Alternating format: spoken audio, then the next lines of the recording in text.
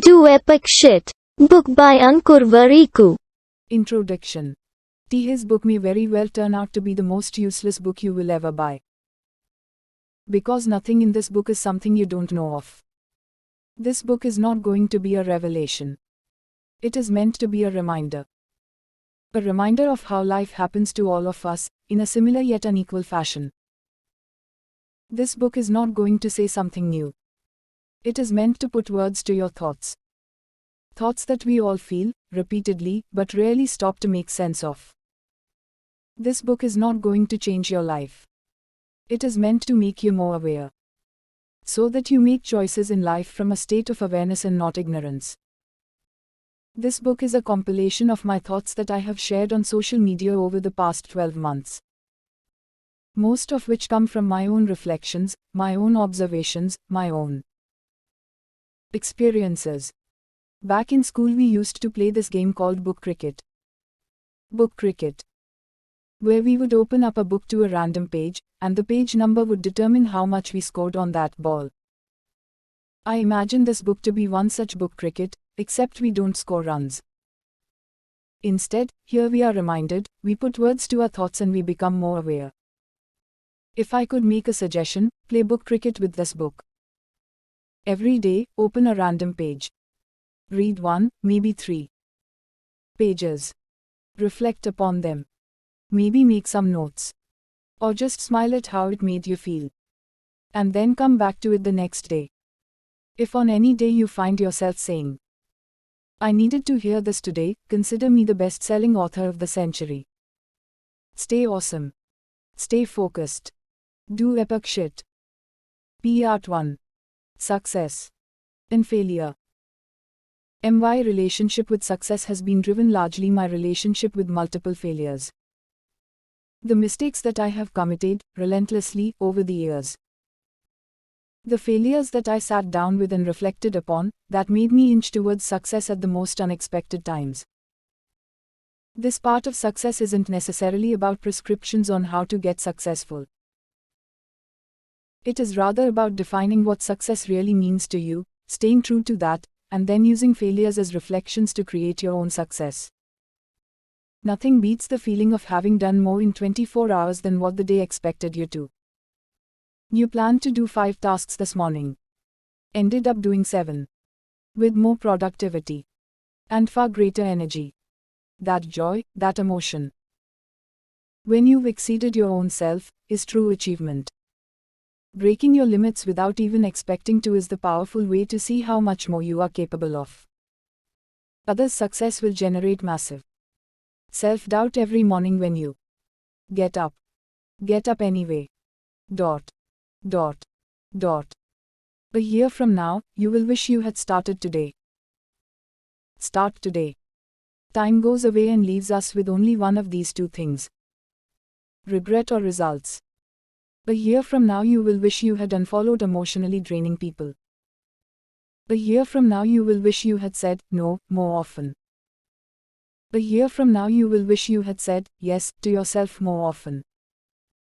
A year from now, you will never be sure of the results. But you can certainly be sure of regret, if you don't start today. What is the single biggest thing you can do to help you towards professional success? People do not have to follow up when you commit to doing something. That's it. How we think of our problems is how the world will think of our problems. If we exaggerate our problems, so will the world. If we are happy despite our problems, the world will help us get happier. While we almost always don't choose our problems, we can always choose how to respond. When we rule ourselves, we can never be ruled by our problems. The biggest misconception people have is that they are the odd one out and everyone else is sorted. You are what you do, not what you say you'll do. We know ourselves through our thoughts. But we know others through their actions. That is true for others as well. They can't read our thoughts. All they see is what we do. It does not matter what we say. What matters is what they see us doing. Commitments are nothing if not backed up with actions. Luck happens to those that make things happen. If you start creating content, you have greater chances of it being shared by your dream celebrity. If you say hello to every stranger, you have greater chances of finding your dream partner. If you send cold emails every day, you have greater chances of getting your dream job. Your actions decide your luck. So does your lack of actions. Luck isn't really good fortune. Luck is what eventually happens when your hard work yields results. Persistence isn't a one-day miracle. It is a conscious choice translated into habit. The first few episodes of the Netflix series may be boring. However, you still keep watching the series. It turns out, a friend told you to stay at it because it gets interesting eventually. What if we treat our goals and our journey in the same way? Keep at them, even when they are boring early on, because they will get interesting eventually. The result of no efforts is nothing. The result of persistent efforts is a habit where you cannot not do the right thing. We have just one life. Why live it with just one identity? Why can't you be an entrepreneur who also creates content? Why can't you have a day job and also sell your paintings on Instagram?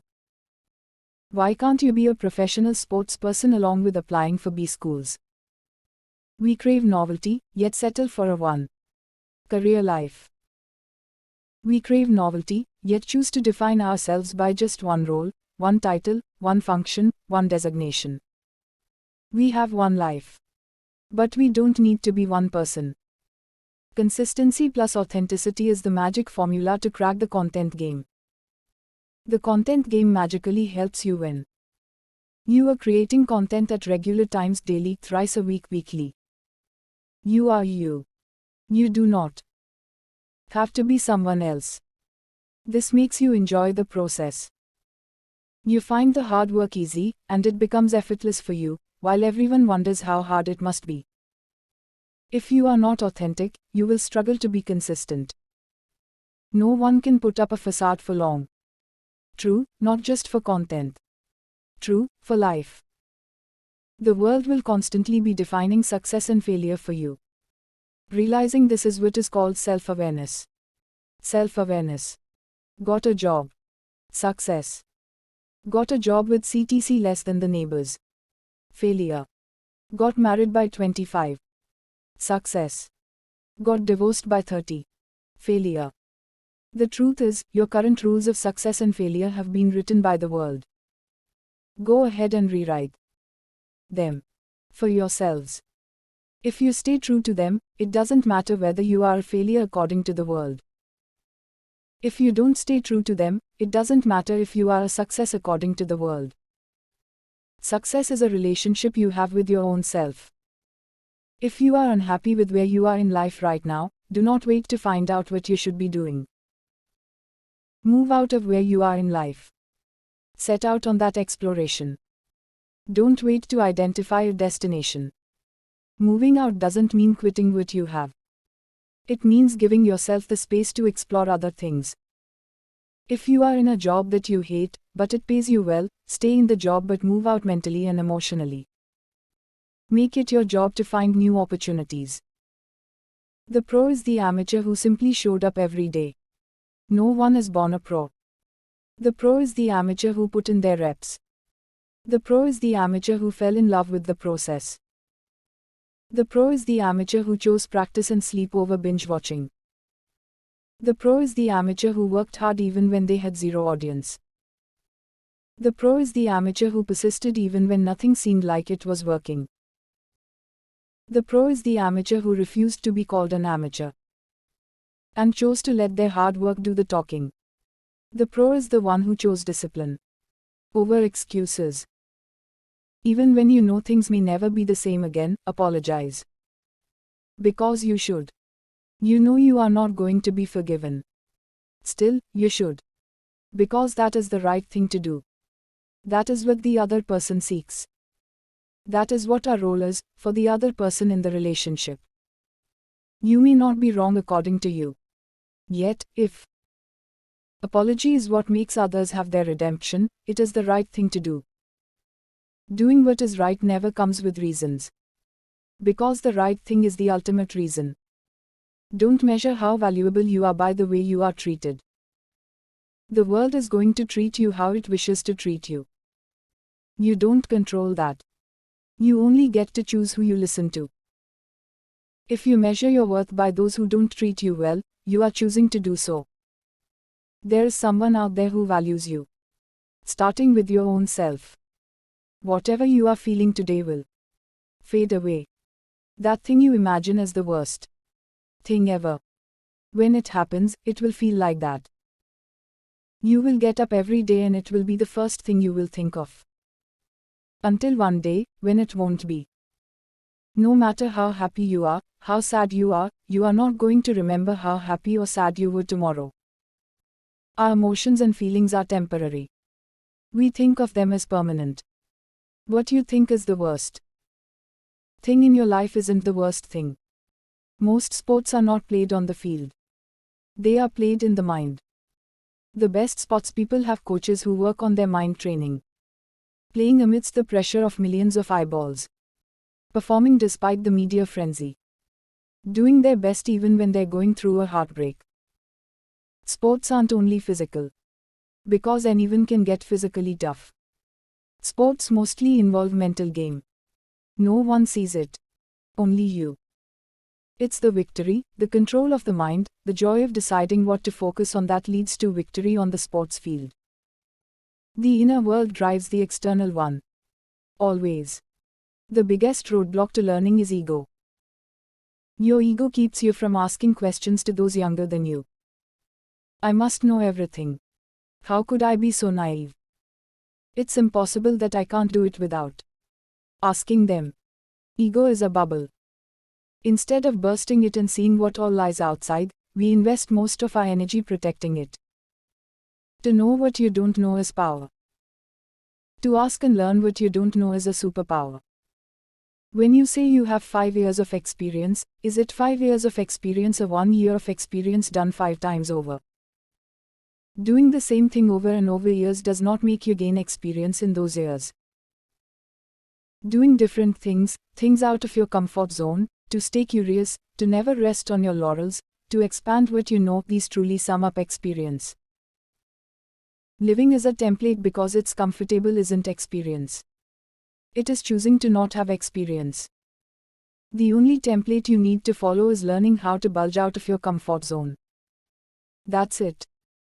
Every other template is a prison cell designed to make your life harder in the name of comfort. Don't get comfortable.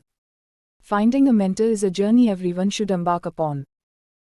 Don't place the burden on one person to be your mentor. Have multiple mentors for different aspects of your life. Don't think of mentors as only those who are much older and experienced. The ones who have recently gone through, or are going through what you're going through, might have a lot more to offer in terms of perspective. When you pick mentors who are way beyond your level of expertise, you might miss out on a lot. The things that you seek are so obvious to them they won't even realize you need an explanation. When you pick mentors who are the same age and experience band as yours, they understand your problems. They highlight your issues and offer suggestions based on what they wish they had, not what they will become 10 years hence. Different life aspects. Different mentors. At the same time. Mostly, who have recently gone through what you're going through. Most people treat picking mentors as picking sandwiches at your nearby Michelin star-rated restaurant. Picking them because they have been in place for the last 10 years. Picking mentors truly is like picking your Subway sandwich. You get to decide everything. It is not my job. Equals death for a startup. Equals survival for a large company. In a startup, you may don multiple hats because it's a small company. The mindset of "it's not my job" restricts you. Because now you are living in boundaries that don't even exist. In a large company, everyone is specialized in their roles. The mindset of "it's not my job" mostly helps you because it would enable the one doing their job to do it well. You don't find your passion. You grow your passion. Passion is not something that makes you. M.F. Hussain or A.R. Rahman or Sachin Tendulkar on day one. Passion is that tiny inner nudge to paint, compose music or play cricket, the nudge that refuses to leave you, till the time you nurture it daily. Passion is persistence, because that is the reason you are still in it despite all the reasons to quit. Passion is showing up to do the work, no matter how good you're at it already. Passion is signing up for hard work, because not choosing it would be harder. It is crazy how many people take decisions relying on their heart, when it should be an Excel sheet they should be relying on. It is crazy how many people take decisions relying on an Excel sheet, when it should be their heart they should be relying on. The decisions about money are best made through an Excel sheet. The decisions about people are best made with your heart.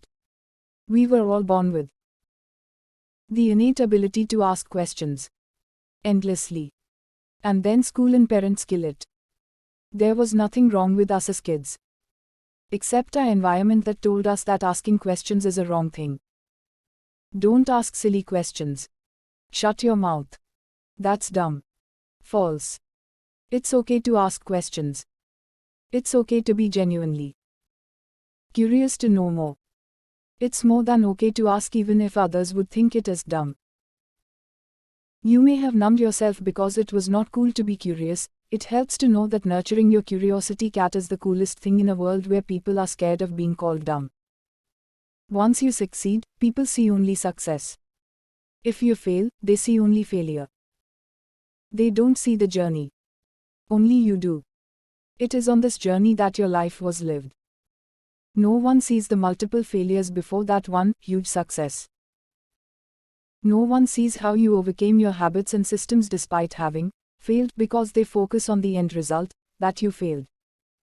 What you become during the process of success and failure is what's most important. No one else would see it. Only you would.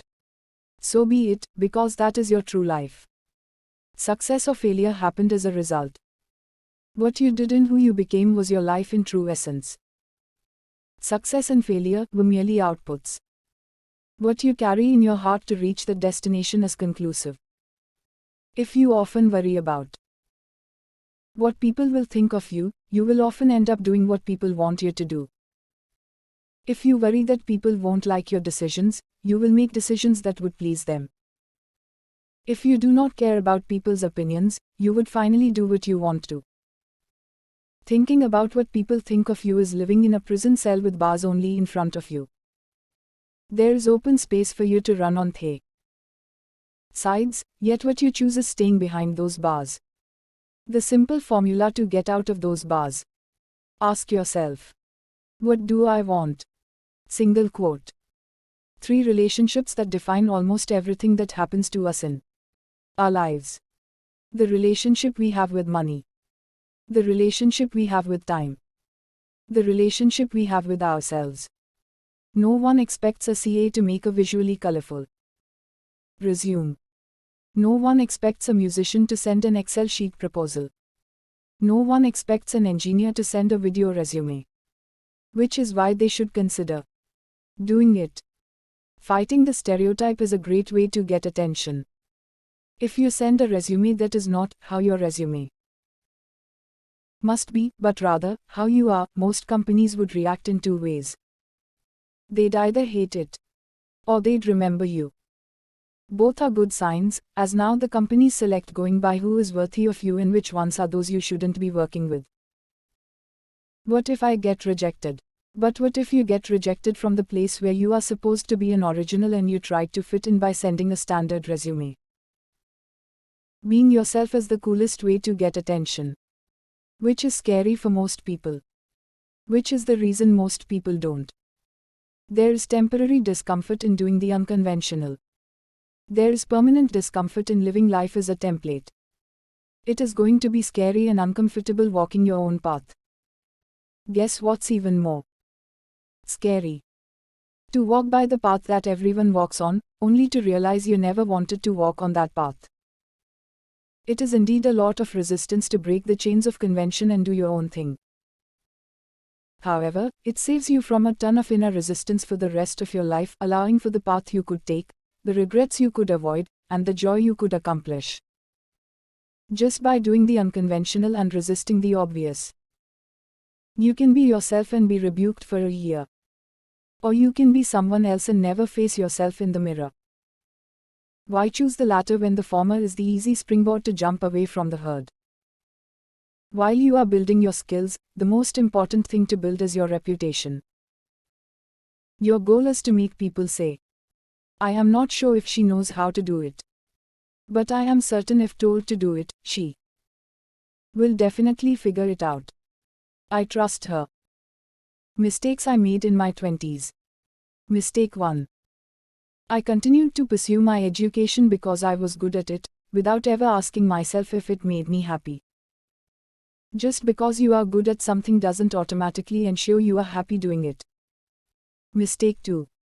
I looked down upon people who used to smoke or drink or party every weekend. I felt they were losers and the reason to bring the world down. It is not what you do but who you are underneath that defines you. Mistake 3. I read books that made me look cool, without truly understanding what I could learn from those books, until much later in life. People do not remember you for the company you keep. They remember you for who you become because of that company. Mistake 4. I felt morally obligated to help everyone in distress. And if they continued to remain unhappy, I blamed myself. The best gift you can give yourself and to others is to take care of your own happiness. Mistake 5. I felt the lack of money was the root cause of all our family problems. And once we have money, we would no longer have any problems. Our problems are the stories we tell ourselves of how everything will be fine once we get what we want. Mistake 6. I felt that rich kids would never make it in life because they got everything on a platter and did not know how to struggle. Their privilege would always harm them. It is not the privilege that harms us. It is our lack of awareness of our own privilege that harms us. Mistake 7. I ate shit, slept odd hours, maintained bad posture while constantly telling myself that I have tomorrow to fix all of this. An excuse is the distance between who you are and who you wish to be. Mistake 8. I really tried hard to please people. I wanted them to like me, to think highly of me, to speak highly of me.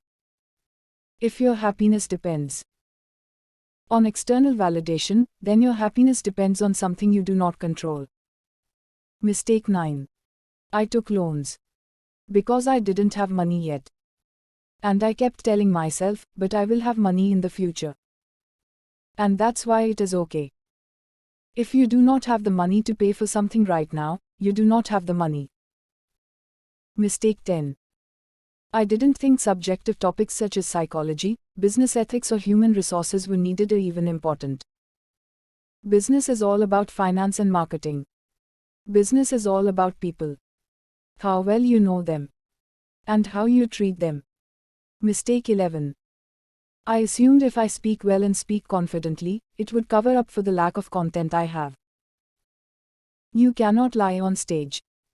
The audience will always know what is within your heart. Mistake 12. If people approached me with their problems, my job was to determine whether the problem was worth my time or not. And if it was, then my job was to fix it. Listening to someone without judgment or prescription is the most precious gift you can give someone. Mistake 13. I need to have a plan. A plan is the only way to get to any point in life. If you do not have a plan, you do not have any chance of getting anywhere. To not have a plan and be okay with it is the best plan. Mistake 14. I looked around and saw that everything was designed to make our lives comfortable. And so I assumed the purpose of life was to make life comfortable. Avoiding the comfort trap is the difference between who you are and who you could have been. Mistake 15. If I said something, wrote something, shared something, I felt dejected when no one cared, when no one responded, when no one commented.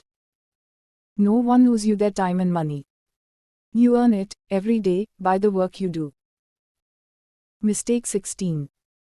I had to make money fast, buy my parents that house, buy that fancy car, that vacation. I had to make money fast, To buy stuff. Money can buy you stuff. But the biggest thing it buys is freedom. Including freedom from stuff. Mistake 17. I assumed if you work hard, really hard, you would eventually win. Working hard is the only thing that matters. What you work on is just as important as how much you work on it. Even donkeys work hard. Working smart is the difference between a donkey and a human. Mistake 18. I blamed myself for being late in the game. At 29 I was jobless with no money, no plan and no clue. I remember looking at Mark Zuckerberg and feeling shitty. Closing parenthesis. Everyone is running a different race. In fact, we're not even in a race. We're on our own paths. Some walk. Some run. Mistake 19. I assumed my work would speak for me. If I did well, people would give me what I deserved and what I wanted. I never asked for what I wanted. If you don't ask, the answer is always no. 90% of what happened to me in my 20s was because of luck. I am that guy who was at the right place at the right time and lucked out. And as much as I am grateful for that, I wish I had known better. Today I know, the 20s should be used to discover yourself, as against stabilizing yourself. Meet as many people as you can, do as many jobs as you can, explore as many streams as you can. Find out what you are good at and what makes you happy. And then spend your 30s doing that. I am embarrassed at who I was in my 20s. The underconfident, people-pleasing, overweight, stuck on one path, bad with money, judgmental kid. But I am glad I was all of that. Because now I know who I do not want to be. I wish everyone could get rich and famous in everything they ever dreamed of so they can see that's not the answer. Jim Carrey. Mistakes I made in my 30s. Mistake 1. I hired people with strong pedigree and great brands on their resume, ignoring how they operated as people. I assumed their degrees would drive their success. As you grow professionally, it is not what you know but how you deal with people that determines your success. Mistake 2. I told myself that relationships can wait. That call to my parents can wait. Saying, I love you, to my wife and kids can wait. Spending time with them without my phone can wait. I told myself, I don't have the time. Time is the only thing that matters. Everything else can wait. Mistake 3. I managed everyone the same way. My way. The way that was easy for me, scalable for me, convenient for me. If there is anything that should not scale with size, it is leadership. It should get harder for you to lead as you grow. Because people are different. They are not you. Mistake 4. I felt having a second child would be a disaster. It would make me feel even more guilty for not being present as a father to our son. When you don't have anyone, you have your siblings. And that's something you don't ask for. Your parents give you that gift. Mistake 5. I put all my savings into illiquid assets, real estate, startups. And when we went through financial turmoil, we lived like urban poor. Selling jewelry to make ends meet. It is easy to cut a check. Only when you see money come off it, do you call it an investment. Mistake 6. I assumed everyone's definition of and motivation for success is the same. That of glory. That of respect. That of inspiring others. Everyone has a different definition of success. And only if your work sets other people up for their success will you be successful yourself. Mistake 7. After the birth of our first child, I felt I lost my partner to my son's mother. I missed my friend, my confidant. Because she was always busy rearing our child. It is only when both parents contribute in raising their child that they keep their partnership alive. Mistake 8. I felt bad once all the awards stopped coming my way, after I started Nearbuy. When I had an easy job at Groupon, I was spoken of. When I worked the hardest ever, no one noticed. The awards are never for us. They are for the positions we hold. Mistake 9. I felt venture capitalists were in the business of building businesses together with the founders. And our interests were thus aligned. Venture capitalists are in the business of entering and exiting businesses.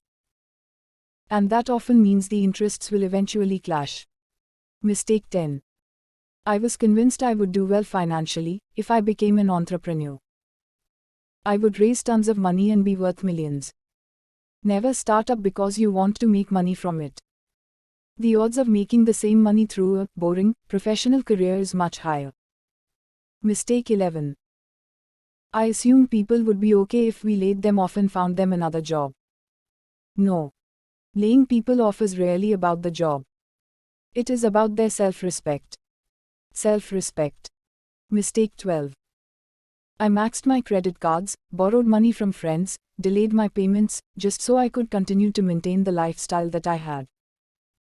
I felt going down on that was a sign of failure. Treating our lifestyle standards as a measure of our success is a sign of failure. Mistake 13. I thought that no one wants to be led. Everyone wants to do their own thing, so let them. Not true. 99% of people want to be led. They want to be told what to do, and then they will go on to do their best. They want to be led. Not managed. Mistake 14. I allowed my irrational optimism about the future take over the need to be deliberate and thoughtful before making decisions. I assumed an everything will be okay approach towards everything. Hope is not a strategy. In my 20s, I dropped out of my PhD, finished an MBA, worked in consulting earning a lot, started up with some success, had founder conflicts that led me to leave. At 29, I was jobless, with no money, no plans and no visibility. But I learnt a lot. In my 30s, I started 2 businesses, raised money, laid off people, made absolutely no money for myself and my investors, made poor people decisions, and wasn't a good father. At 39, I was again jobless, with no money, no plans and no visibility. But I wouldn't have it any other way. I am fortunate that my 30s were much better than my 20s, when it comes to the mistakes that I made and the impact they had on me. As the decade passed, I realized what is truly important in life. It wasn't money for me, or fame or recognition. It was the ability to do what I wanted to, without caring about what the world thinks of me. I made a lot of mistakes on my way to arrive at this definition of success. And I consider myself fortunate. If it weren't for these mistakes, I would still be an ill-aware 41-year-old adult, who knows nothing better than a 5-year-old does. Reflecting upon my mistakes has taught me the most about myself. I hope it does the same magic for you too. Smiley face. My failure resume. I turned 41 in 2021. Here is a list of things I have failed at. My failure resume. Getting into the IITs was a dream. I tried it during my 12th. Didn't make it. Not even close. It was the first time I saw my father cry. I am guessing he felt this would be the one that will get us out of our financial miseries. I don't know. I never asked him why he cried that day. I didn't make it to any engineering college. None that mattered, that I wanted to get into. So, I decided to go for a 3-year BSc degree from St. Stephen's. I was rejected at the interview stage. Dr. Wilson said, "I don't think you will be good in physics." Tried again for the IITs while in first year of college. Didn't make it. Not even close. This time no one cried. Not even me. Maybe I knew it all along. Once college was over, I decided to go to the IITs for my master's in physics. Sat for the exams. Didn't make it to any, except IIT Kanpur, which called me for an interview. Dr. H.C. Verma asked me a question. I didn't even know how to begin to answer. I apologized and left the room. Began applying to the US universities for my PhD in physics. Princeton was the top university that I wanted to get into. Applied to 7 universities in all. Within a month, 6 of them had rejected me. Joined the only university that accepted me. One particular course's final exam. The professor asked the rationale behind a theorem. I vomited the entire proof. No errors. Heard back. Haven't seen anyone remember this so well. I wonder how much of it you truly understand. Dropped out of my PhD. Came back to India. Everyone was devastated. I was 24. No money. No plan. No direction. No career. No education. Decided to do an MBA too. Change directions. Sat for CAT to get into the IIMs. Didn't make it to the interview shortlist of any of them. None. Got into Indian School of Business ISB, till date do not know how or why. Figured consulting is what will give me the most exposure, considering I didn't any experience to be proud of. Applied to all consulting firms. Everyone rejected, except Boston Consulting Group BCG and A.T. Kearney. Sat for the BCG interview. The interviewer at the end of the conversation asked, "How much would you rate your performance today on a scale of 5? 2/5, I guess." "I'd agree," he replied. For my first project in consulting, I was to build a detailed business plan for a real estate client. I hated accounting. And did a sloppy job of it. Every draft was laden with mistakes. "If I can't trust you with your work, it doesn't matter how smart you are," my manager remarked. Joined my MBA batchmate in his startup as a co-founder. I didn't use technology to scale, kept fighting problems with my time, didn't admit my mistakes, didn't seek feedback, didn't think I was doing anything wrong. After a year he fired me.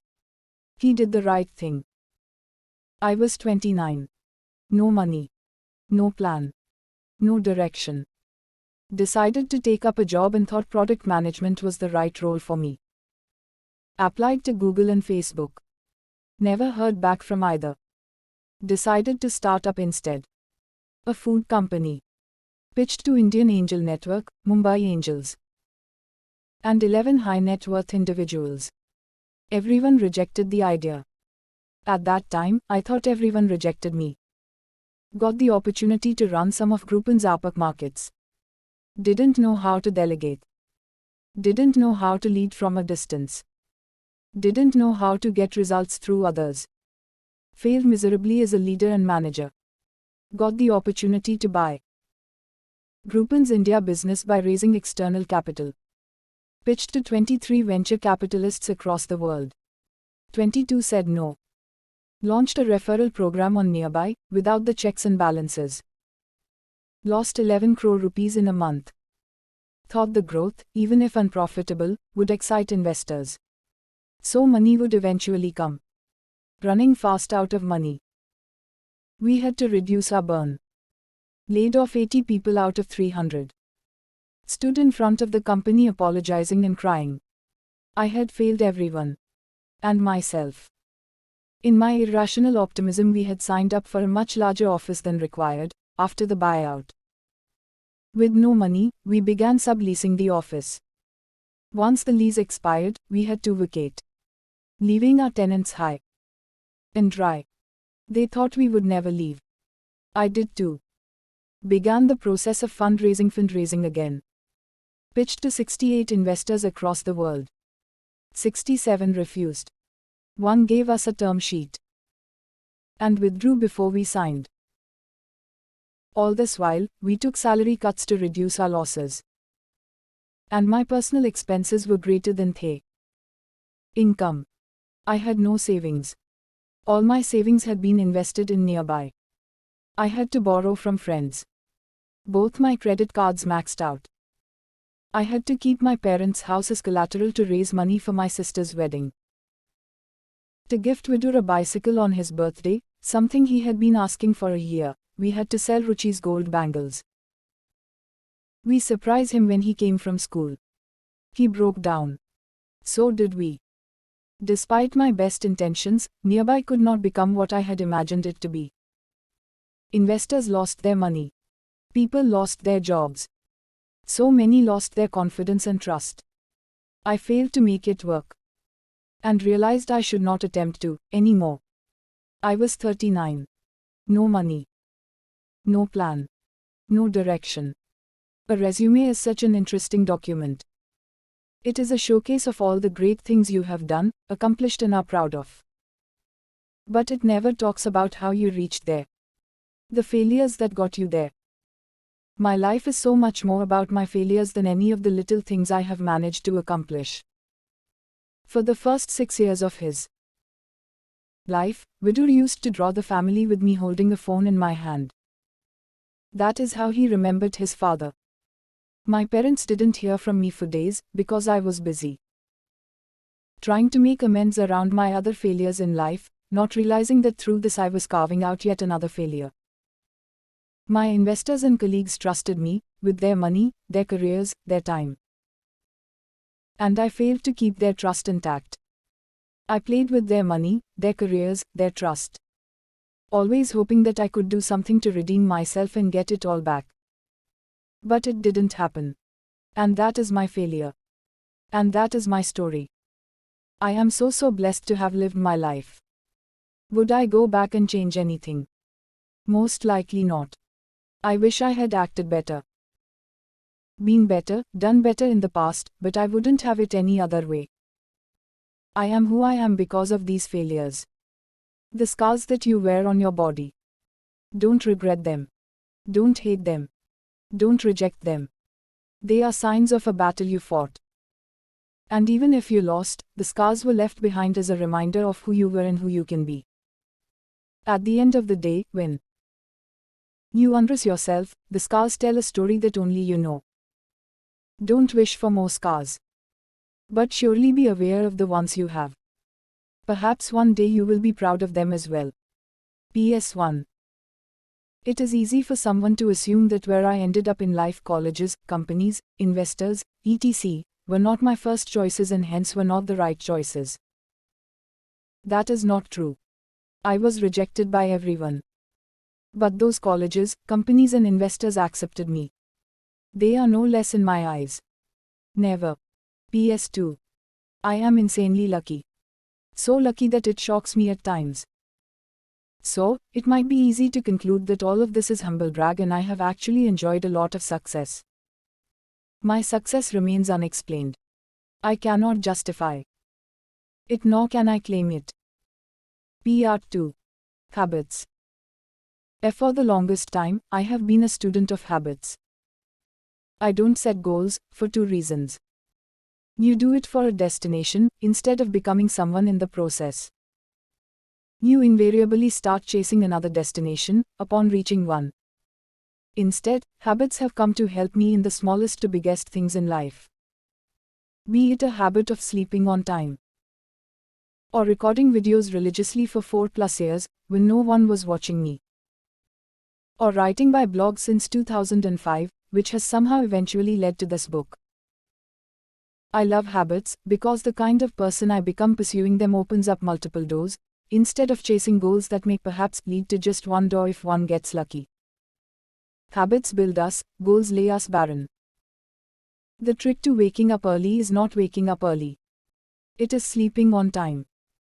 The secret is not merely waking up early.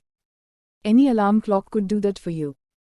The secret is to be energized, happy and productive in the morning. Nothing could ensure this other than sleeping on time. Otherwise, what's the use of waking up early and feeling groggy and eventually hating yourself? Waking up early fizzles out, sleeping on time is what flourishes. Share your journey. Document your journey. Narrate your journey. Your story is valuable. Maybe you don't see it. Think of it as a guide for someone who hasn't yet gone through what you have. If only you looked at yourself through the eyes of the ones you inspired. Every time you stop from sharing what you know, because, who will listen to me? I am nobody, some nobody is sharing what they know and that becomes the gold standard. You have a moral responsibility to share. Curiosity has created more opportunities than hard work ever will. Why isn't my favorite startup founder creating content? How could I add value to the person I'm writing a cold email to before asking them? something in return. Why not? The key to having more opportunities in life is to give yourself enough opportunities to get curious. You have no idea how the dumb questions that you avoid asking could solve someone's dilemma that they can't avoid. Targets are the enemy of habits. Don't set targets. Set habits. Setting targets instead of habits makes us forget the kind of person we want to become. We not only want to run a marathon. We also want to get fit. We not only want to look sculpted. We want to see how disciplined we are. We do not want to crack just the sales numbers. We want to solve more customer problems. The more we get the process right, the closer we get to the targets. The more we run after targets, the more we sign up for feeling hollow once we achieve them. Habits hire us forever and take us higher, whereas targets tame us and leave us clueless after we achieve them. Don't try to minimize your struggle. Try to make it more meaningful. You can never minimize your struggle. It will only suppress your emotions. However, you can always figure out what it means. Feeling intimidated by a colleague daily. Does it mean you aren't cool enough, or does it simply mean they do not make you feel involved? Trying too hard to find work you love. Does this mean you aren't worth it, or does it mean your efforts are compounding to give you 10x return? Parents asking you for small things. Does this mean they are poking their nose, or does this mean they simply want to lower their anxiety by making sure you're safe? When we suppress struggle, it doesn't go away. It just bottles up, making us question ourselves daily. When we choose the meaning of our struggle, we use it instead of it using us. Before you assume, try this crazy thing. Ask. Someone is ignoring you. Perhaps they are going through a tough time and don't even know they are ignoring you.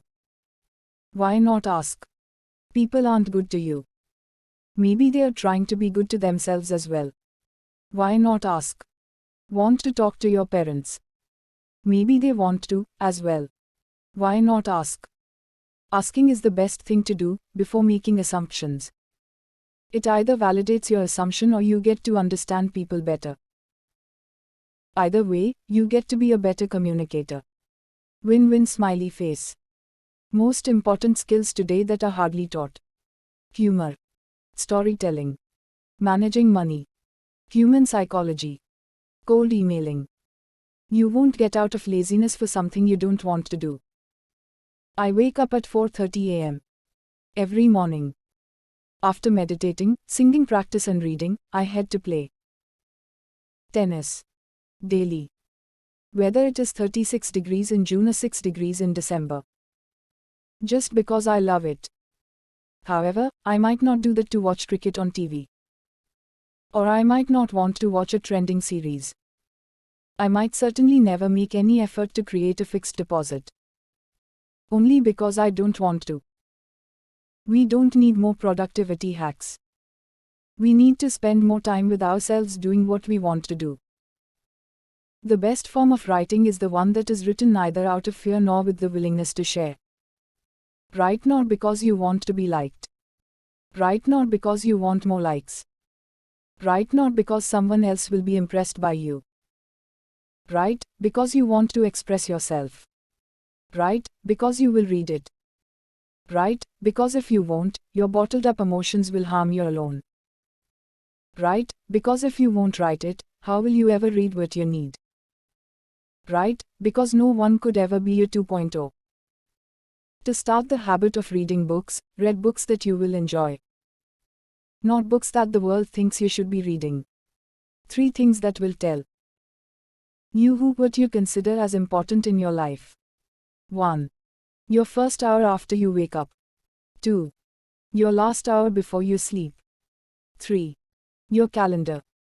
The first 60 minutes of my day are me time. I sip water like wine. Just smile at the blessings I have. Meditate. The last 60 minutes of my day are family time. Either I read with Vidur, or I help Ruchi put Uzma to bed. Before we catch up on our day. Lovely time. Some of the things my calendar has that are super important to me. Afternoon nap, 1 catch-ups with my team, reading time, music lessons, getting my daughter ready for the morning. The things that are easy to do are also the things that are easy to ignore. If you choose to do them with consistency instead of ignorance, they can change your life completely. Daily progress isn't about becoming an expert in your field. It is developing the mindset that progress is a way of life. It is like breathing. We rarely stop to acknowledge it. But we breathe every second. We would die without it. Reading books will not make you smart. Watching motivational videos will not make you driven. Writing will not make your thoughts clearer. We are not shaped by these things. We are shaped by the stories we tell ourselves. Reading books isn't the answer. The answer is what we take away from them. Writing isn't the answer to clarity. The answer lies in whether we write to get more at peace or whether we write to seek validation. Motivational videos certainly aren't the answer, even though I make a bunch every week. The video we turn our life into after watching those videos is the answer. Nothing changes until we change what lives between our 2 ears. We know others through their actions. We know ourselves through our thoughts. What others are thinking, we don't know. We only know what they are doing. That is exactly what they see when they look at us, what we do, instead of what we think. We may have 100 plans, but what others see is the one we are executing. Plans are plain without performance. Thoughts are powerful when they are converted into actions. Without action, they are simply broken promises. We nod to show that we are listening. But we are not listening to the opposite person.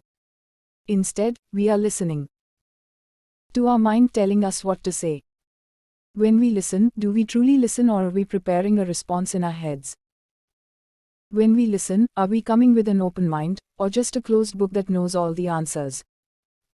When we listen, do we intend to help, or do we just want to impose our point of view? We nod to show we are listening to respond. However, what if we nodded to purely listen to what others have to truly convey? What if we nodded to understand what's coming in, instead of structuring what we had already planned? Your attendance doesn't define your discipline. Your attention does. College requires you to have certain attendance. Some companies want you to be in the office for attendance. Worse, even relatives want you to be present at parties you hate. What if you are present, but not happily present? You'll be lost, hating everyone, and hating your life. Your discipline is defined when you are fully present, for all the times you are present. That shows you are interested, enjoying the process, and in the flow. The quality of your presence is way more important than the forced quantity of your attendance when you're not present. Who you spend time with will define the stories you hear. The stories you hear will define the stories in your head. The stories in your head will define you. Choose who you spend time with, wisely. Optimize for learning, not salary. Optimize for progress, not stability. Optimize for facing fears, not for comfort.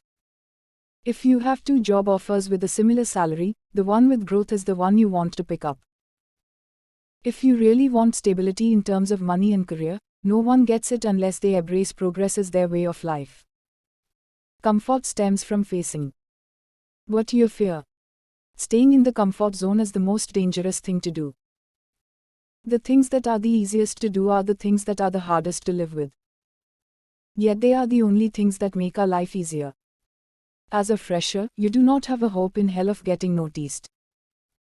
Just work, don't ask questions, don't challenge, say yes to your boss, don't try to be too friendly. The key is to stick around and lie low. Just one of the many lies told to us. Some of the smartest people in the world are competing for your sleep time.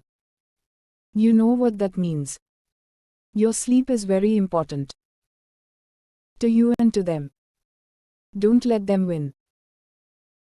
The social media and streaming platforms are designed in a manner that hooks your attention. More you like the content, more they will recommend it. More watch time, less sleep time. Disconnection helps, because motivation can't, especially if all the smartest minds of the world are 24/7 thinking on how to keep you glued. Saying no to everything else and sleeping on time is the greatest secret sauce of self-love. Do not allow comfort to make you believe that you no longer need to try. You've got a good job through hard work. Shouldn't try to get better anymore. Having beautiful relationships with people you care for. Shouldn't try to care for them anymore. Got a sculpted body after relentless hard work. Shouldn't try to maintain it anymore. Wrong. Comfort is a destination. Trying more is a path. To get to the next level of destination of comfort. If we stay stuck in just one destination comfort, we forget our home, happiness. Happiness certainly never comes through staying cool in what seems comfortable. Happiness is simply a result of slaying your comfort, so you always stay comfortable staying out of your comfort zone. No step is small, as long as it is headed in the direction of where we want to go. In a society that is obsessed with hard work and career success, seeking boredom is an act of rebellion.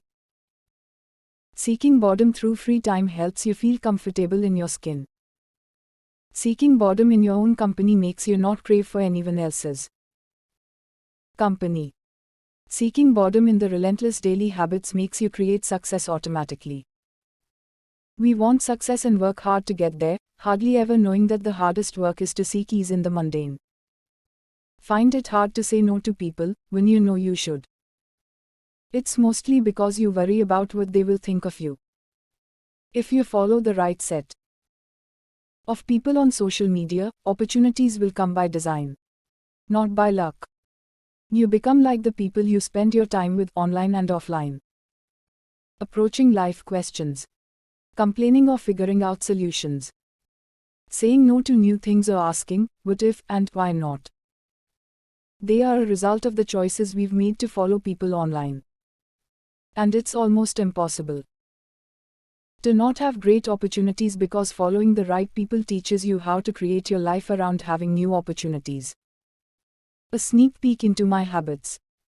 While you now know what I think about habits, here is how habits think through me. A sneak peek into my habits. Habit 1. I always carry a notebook with me. I take notes like a school student. I put tasks in a calendar. I send myself emails in the future. My mind's energy should be spent in thinking, not remembering. Habit 2. Document everything. At any point I have 3 notebooks. 1. Ideas. 2. To-do lists for the day. 3. Meeting notes. And I write things down. Writing helps tell the brain that this is important. And it helps me not to try and remember anything. Habit 3. I put everything on a calendar. My calendar is my lifeline. Everything is on my calendar. Bills to pay, birthdays to remember, threads to write, weekly routines. Over 50% of my waking time goes towards things that are important, but not urgent. Closing parenthesis. Habit 4. I schedule emails to myself, for the future. There are so many things that interest me, that it becomes important to prioritize. And for me, prioritization is about scheduling. Future emails serve that purpose. Habit 5. Using technology for everything possible. There are a lot of tasks that suck your time, but do not make you move forward. Consider using technology to solve them for you. Habit 6. Sharing my calendar with my wife. I kid you not, this is a game changer. She has 100% access, so she can add, edit and delete things from my calendar. So I do not have to think about anything when it comes to family events, birthdays, or even things she wants me to do. She simply adds it to my calendar. Productivity max. Habit 7. I have 2 WhatsApp self-groups. Self-groups. Create a group on WhatsApp with someone. Once done, delete that someone else. Now it's just you in the group. Pin that group to the top. And use it for easy sharing and access. 1. Docs images. which is where I store my important images, PAN card, license copy, passport copy, etc., and documents for easy access, tickets, etc. 2. Thoughts, which I use to just type something on the run, or click something, or record shoot something. Habit 8. Afternoon nap is my daily ritual. I grew up in a home where Ma insisted we sleep for an hour after lunch. I guess that's just stayed. Then I remember going to China and Korea and saw that in offices, too, there was a culture of an afternoon nap, heads down on the table. Never implemented it in Nearbuy, but did implement it personally. I used to grab 15 minutes of a power nap while in the office. And since I stepped down from Nearbuy, I have tried to nap for an hour. My daughter and I sleep together. Nothing feels better. Closing parenthesis. Habit 9. Setting the right environment is super important. Super important. I never work from my bed, always on a table. I never read lying down, always on a chair. I never eat while watching something. I never work in a dark room. Always natural light. Even when it is work from home, change into office attire while working and not be in your PJs. Subconsciously tricks your mind to get into the comfort zone. Do not underestimate your surroundings while trying to create flow. Habit 10. Create sensory hooks for what is important, not what is urgent. As a species, our senses have evolved to work for us. What we see, smell, touch, hear and taste drives almost all of our reactions. I use my senses to drive. Action. Keep your phone in another room while sleeping. Place your dumbbells right next to your bed. Keep the book where you can see it easily. Set your alarm to that song that lifts you up. Apply your favorite perfume when starting the day. These things work. As the world progresses, it is getting easier to slump into laziness and feel lethargic. And it is getting equally easier to lift yourself out of slumber and get moving. It is frankly a matter of intent. Not capability anymore. Not even access. The human mind is conditioned to feel happy and fulfilled while making progress. Set your life in such a manner that you can measure this progress. Even a tiny improvement in your productivity will yield results over time. Part 3. Awareness. Each time someone asks me what would my advice be, to my 20-year-old self, I have one answer. Make sure decisions in your life are made from a point of view of awareness and not ignorance. Everything I do online is to help people make better choices through making them more aware. That's what I tell my team as well. We aren't creating content. We are creating awareness which helps people make better decisions. Hope my takes on awareness in the succeeding pages will help you get there. If everyone did it, it wouldn't need to be said. Not everyone exercises. Thus, it needs to be said more often. Not everyone spends time with their team. Thus, the best leaders say it more often. Not everyone spends time journaling. Thus, the wisest minds help us to get into the habit. Everyone watches TV, it needn't be said. Everyone eats pizza, it needn't be said. Everyone has a smartphone, it needn't be said, possess one. The things that are the most important and the least practiced are the things that are said. Doing the things that are the most important are the things that make you important. Most of my decisions in life were not made because of my confidence in the decision. They were made because of my awareness of the situation. I wasn't sure if dropping out of my PhD was a good decision. I wasn't sure if going to ISB was a good one either. Nor was I sure if giving up a corporate job for a startup was right. I wasn't sure if they were the right decisions. However, what I knew for sure was that I was not ready to continue with things as they were. I knew I had to make those decisions because I had explored all other options. I knew I had to make those decisions because I would regret not making them later. I didn't know whether those decisions were right or wrong. However, not making those decisions despite being aware of all other options was certainly the wrong decision. Decisions are not for decoding destinations. Decisions are for deciphering the path you want to demonstrate next. Our actions are driven by our feeling of what people feel about us. This begs the question, whose life are we living? We take actions to oblige others, when we don't want to. When we hate our day job and have set aside the weekend for a job we like, we instead go out with friends. We go to parties when we are trying to set up a fixed bedtime. We say yes more often just because we want people to feel good about us.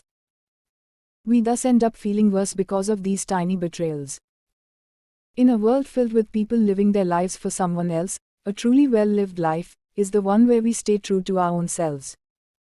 That's difficult. But not an inch more difficult than living someone else's life. Emotional debt has killed more people than financial debt ever will. The debt of never saying, "I love you," to your parents. The debt of never apologizing to the friend who was always there for you. The debt of never living for your happiness, because you were busy pleasing others. Money goes and comes. We might be in a position to pay those debts off one day. However, the emotional debt that piles on will continue to kill us within. Every single day we live. If unsure between two choices, picking both is almost always the wrong response. Do you want money or power? Do you want an awesome college or an awesome course? Should you go after the salary or after the brand? You can say both. And live a life of compromise or indecision. Or you can choose the one which you want to do and succeed at it. Or if you didn't succeed, learn from the courage you displayed. Picking one teaches. Picking both confuses. Being calm is a skill. Being calm when you are ridiculed. Being calm when you are left alone. Being calm when you are questioned. Not because they were right. Perhaps they were. Perhaps they were not. Because, if you lose your calm, you compound the unpleasant further instead of correcting it. Anyone can be calm when things are calm. Being calm despite the storm is a powerful skill. Just because someone carries it well doesn't mean it isn't heavy. Everyone carries a heavy load. Be kind to others. Fear has led to more procrastination than laziness ever will. You don't procrastinate because you are lazy. You procrastinate because you are scared. What if I fail? What if I succeed? What if my life is sorted after this? What if I have to face rejection? You aren't lazy. You simply aren't ready to meet yourself on the other side.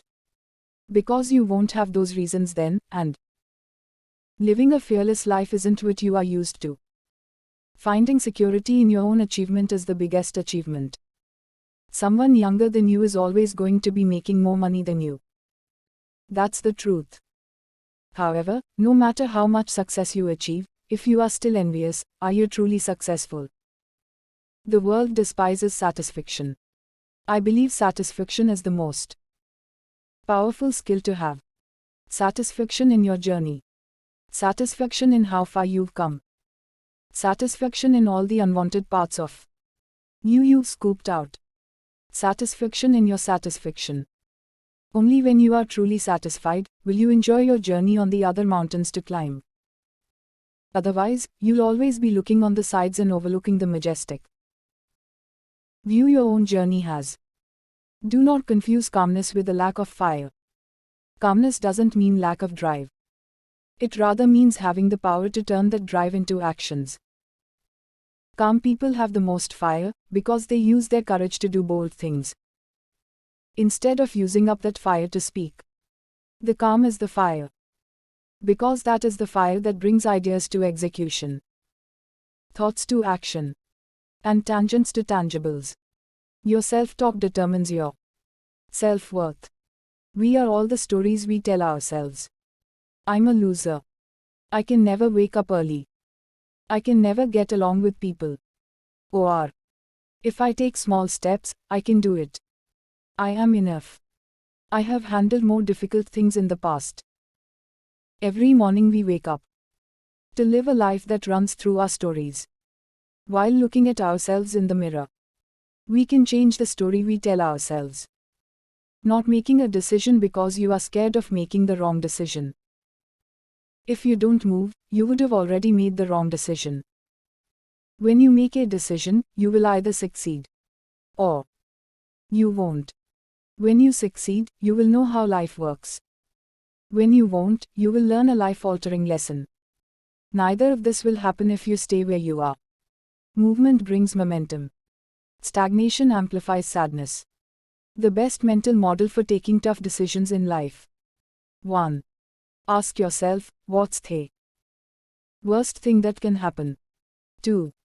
Close your eyes and vividly imagine it happening. 3. Then ask, will I be okay mentally, socially, financially, physically, emotionally? If yes, go for it. Who is the person you would disappoint the most if you failed? What if you free yourself from the fear of letting them down? For most of us, it is our parents.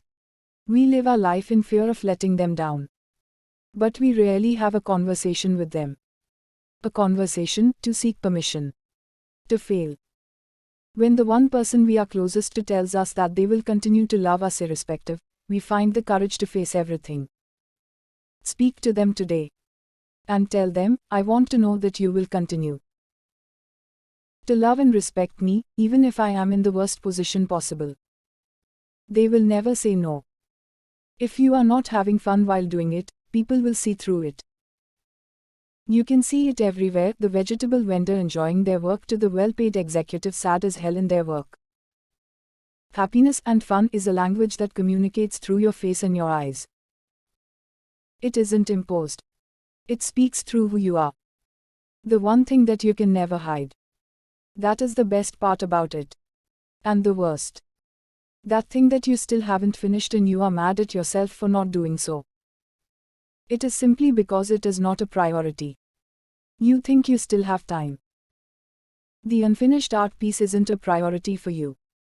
That letter to your mom isn't a priority. So isn't perhaps cleaning your room. You think you have the time. However, the only thing you don't have is time.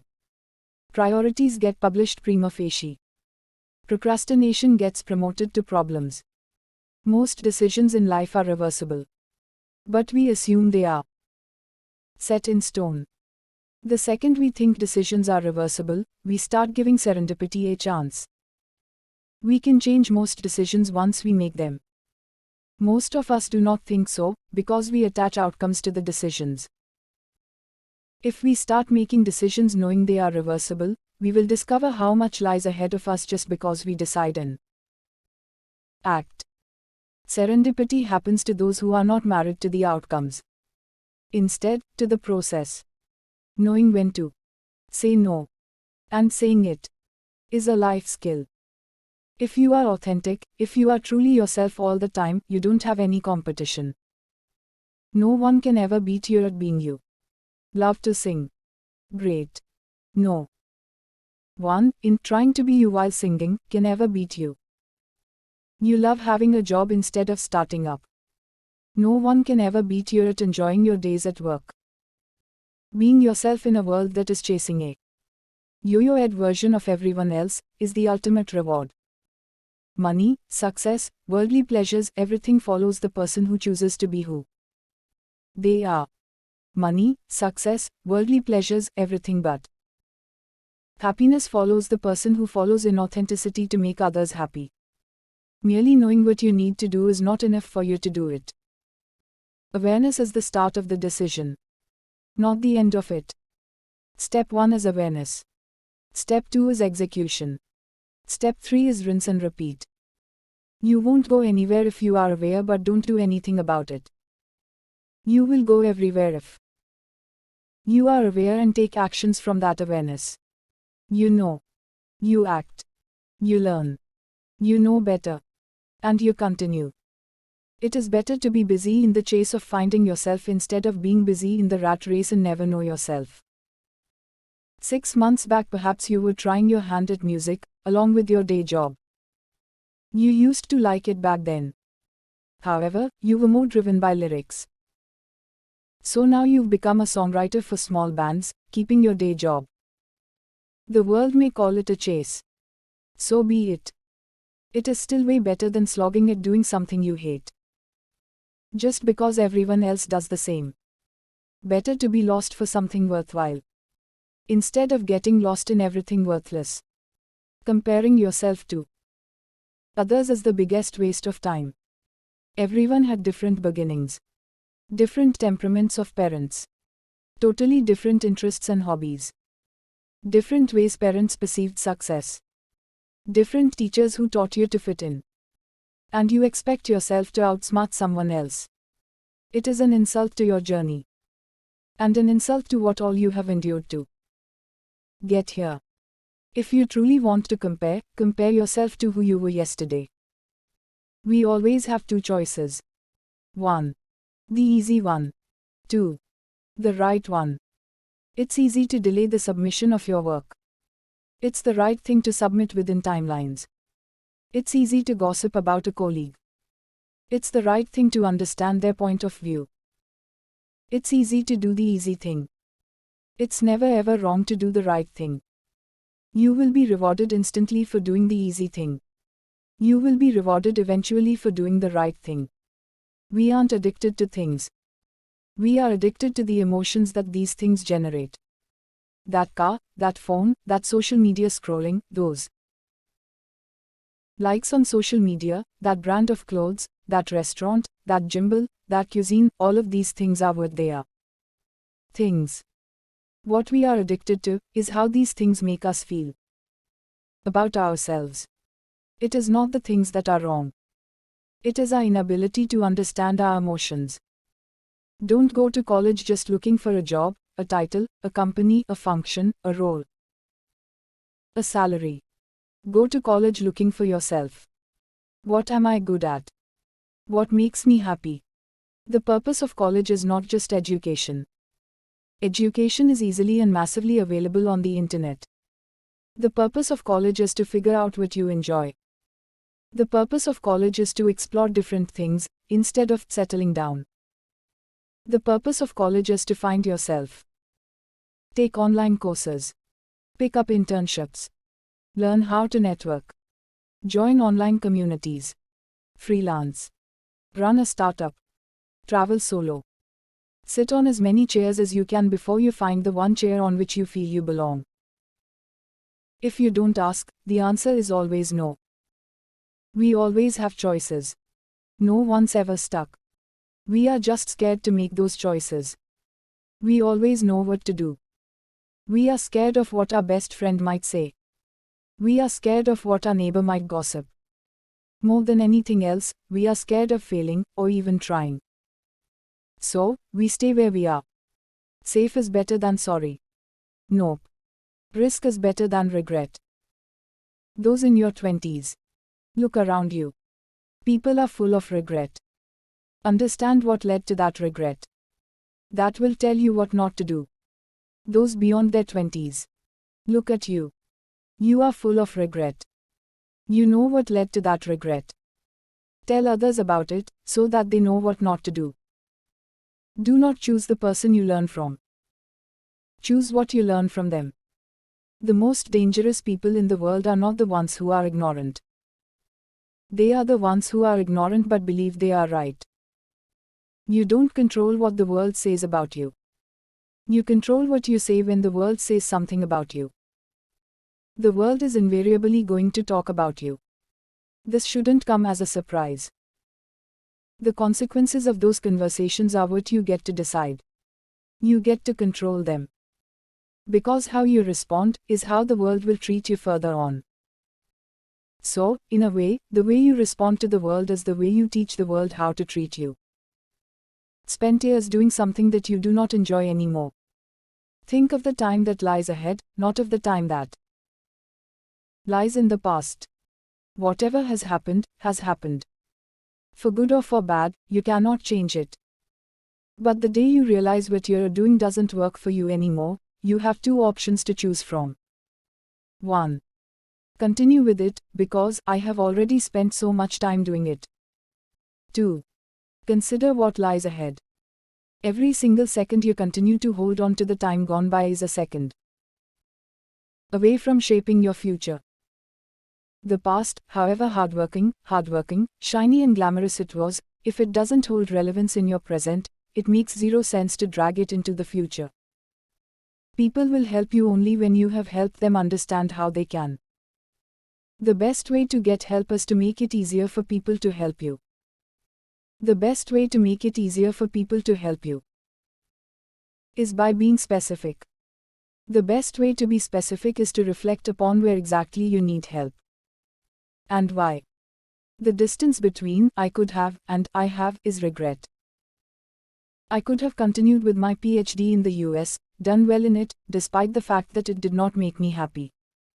Or I dropped my PhD, came back to India, didn't know what to do next, took up a job at 15,000 rupees per month, and joined a 5-year-old business school taking a loan of 14 lakh rupees. But what I did get was the self-comfort of abandoning the comfort zone, and going after a decision just because I felt it might make me happy. And it did. What I didn't want to answer was the question, what if you had dropped out of your PhD because it didn't make you happy, and instead explored what could make you happy? What I didn't want to answer was the question, what if? The hardest thing in the world is telling yourself that it's not hard at all. It is not hard to wake up early. It is not hard to make money. It is not hard to approach strangers. It is not hard to express love. It is not hard to send cold emails. It is not hard to ask for a raise. It is not hard to ask questions. It is not hard to voice your opinion. What's hard is convincing your mind that it is not hard. That you can do it. If you are scared of losing, you have already lost. Loss is a result. Fear is an input.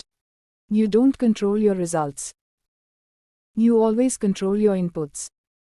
If you don't try because you are scared of losing, you have put in motion the input of losing. Once you have decided your input, you have already created your output of losing. The most memorable moments of your life would have a sense of freedom attached to them. That moment of passing your exams, because now you would be financially independent. Those moments of awe in meditation, when you figured it was possible to break your inner patterns. The moment of simply getting out of the city on your car or bike. We remember the moments not for what they are. We remember the moments for what they make us feel. We remember the moments not for where they take place. We remember the moments for where they take us within. Instead of worrying about what might happen, anticipate what might happen. Our power to imagine is both a strength and a weakness. We may imagine what if we fail in our dream project. Or we may imagine what if our dream project takes off with flying colors. We can build our own prisons through our thoughts, or let go of all bars, break ceilings and imagine the best outcome possible. Stack by stack. Moment by moment. Story by story. Our power to imagine comes to haunt us. Or help us. The one we pick is the one we live with. Life is full of struggle. There will be a struggle in trying to live with the world by its rules. And there will be a struggle in trying to build your own world and your own rules. You get to choose your struggle. Dot. Dot. Dot. A corporate job can be a great start to a career. 1. Teaches you the value of structure, processes and systems. 2. Teaches you how small individual actions come together to form a bigger whole. 3. Gives you stability early on. You do not become cool by shitting on corporate jobs. Dot. Dot. Dot. Do not mistake starting slow as starting small. Dot. Dot. Dot. You are not the only one confused. You are not the only one unsure. You are not the only one struggling. You are not dumb, inadequate, incapable. Everyone is struggling. Everyone is figuring it out. Don't be harsh on yourself. Dot. Dot. Dot. When it comes to money, more information doesn't make people more aware. It makes them more scared. Dot. Dot. Dot. Being grateful in life for what you have is precious. As adults, the single biggest hurdle to learning is pride. I'm a grown-up now. I know everything. Most adults repeat this to themselves in some shape and form, thus living in a prison. It's okay to not know.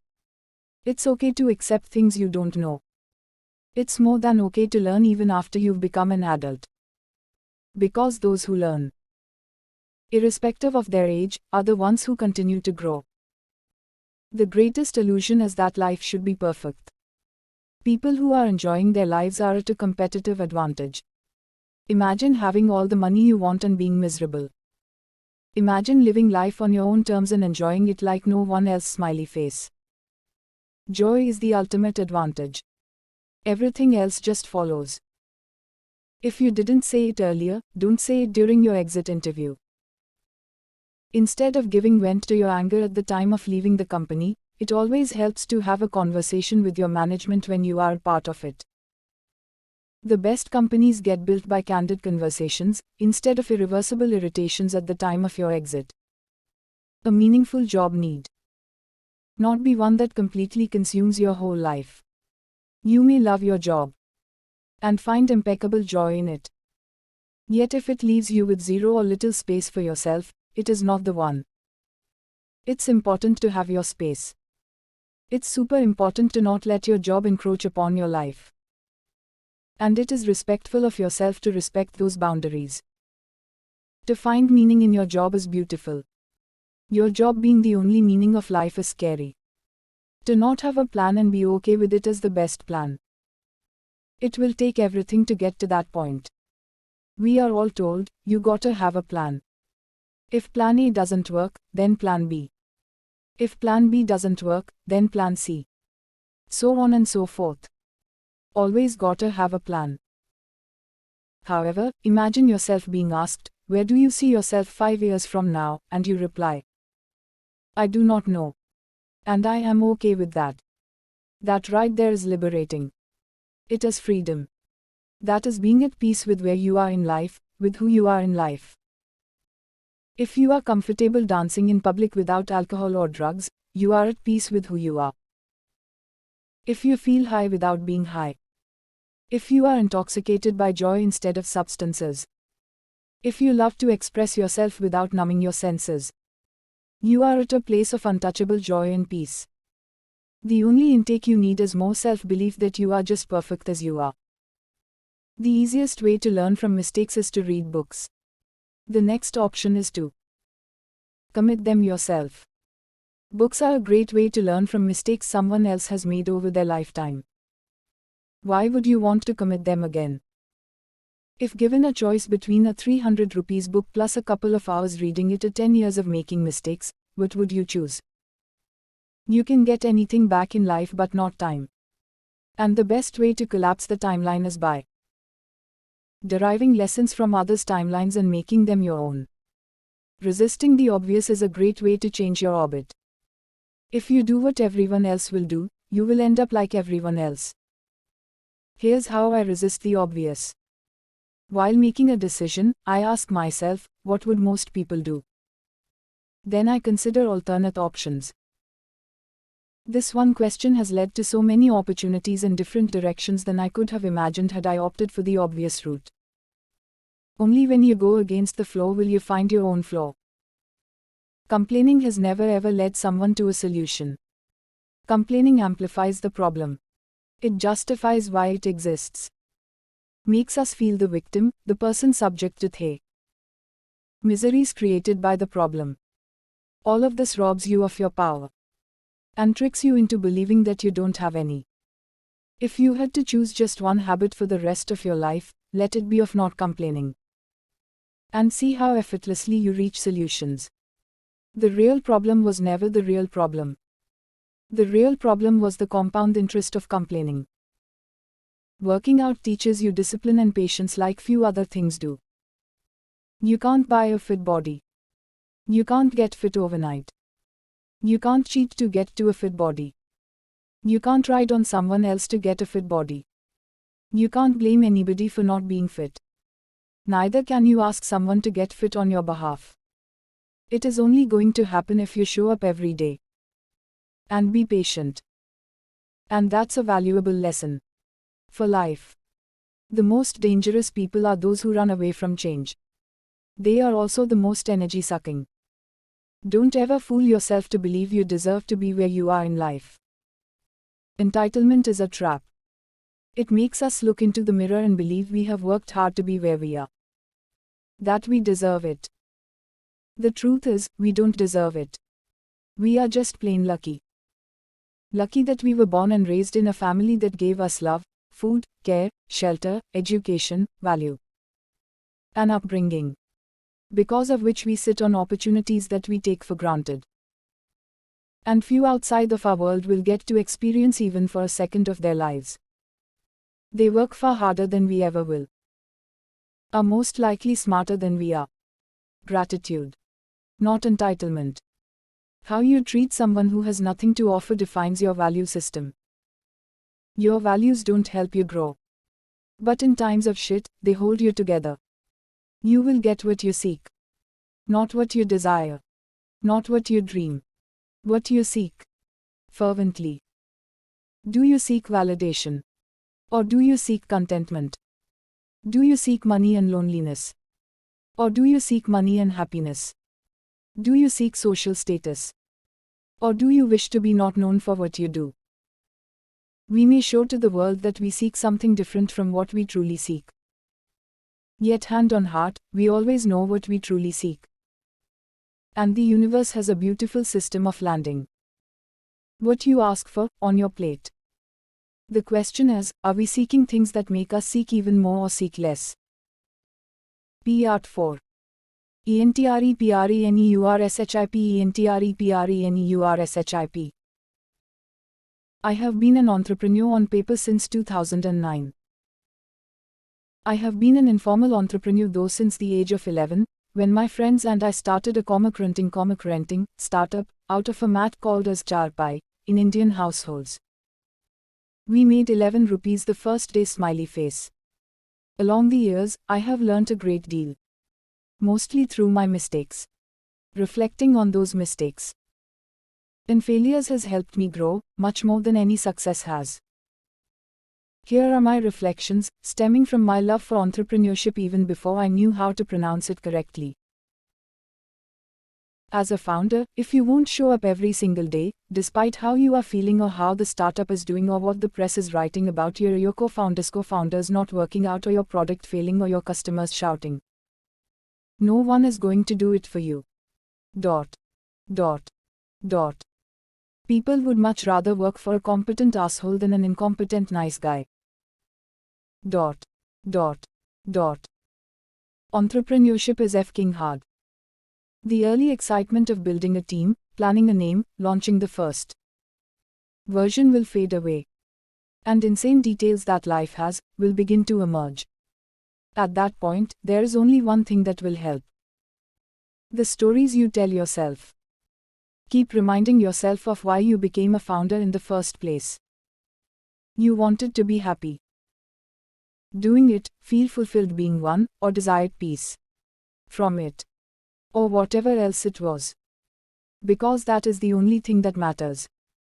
Capability is rarely the question mark in life. It is always the intent. No one lacks talent. People are best at what they do. Or they know how to figure it out. What people lack is intent. Lack of intent because they don't like the leader. Lack of intent because they are not driven. Lack of intent because they don't care. Lack of intent because they are not acknowledged. Lack of intent because they work for a person, not for a larger good. When people are driven to bring their right intent to the table, they are the first ones to surprise themselves with their capabilities. Telling someone they are wrong is never going to convince the person. Telling someone they don't see the point is hypocritical. Telling someone you will never understand as you're facing the mirror. Yes, people do go wrong. They do not see the point. Yes, they do not even understand. None of this is false. However, entrepreneurship and building a team is 90% understanding and 10% execution. 90% empathy with 10% autocracy. And 100% patience. If I can't trust you, it doesn't matter how smart you are. The best advice I have ever got. My first manager told me this. After he used to detect errors in my work consistently. I used to think it was my manager's work to detect my errors. Wrong. It was my job to deliver error-free work. It was my manager's job to build upon that. I was failing at my basic job, instead of growing at it. Your work is not only your work. It is the measure of how much trust your manager places in you. Deep by deep. Day by day. One action at a time. Entrepreneurship is not a profession. It's a state of mind. You can have a job and think of building new things, energizing your team and making sure you are helping the business grow. Figure out the right problems to solve. Ask for work beyond your job description. Treat your job like your own business. You do not necessarily need to have a startup in order to become an entrepreneur. You can start where you are. Move things that need to be moved. Change the status quo for the better. And you are an entrepreneur. Compounding is the biggest miracle of life. Founder dilution also is, in a bad way. For the longest time, you would continue investing religiously, you would see normal gains. Over time, the gains would skyrocket.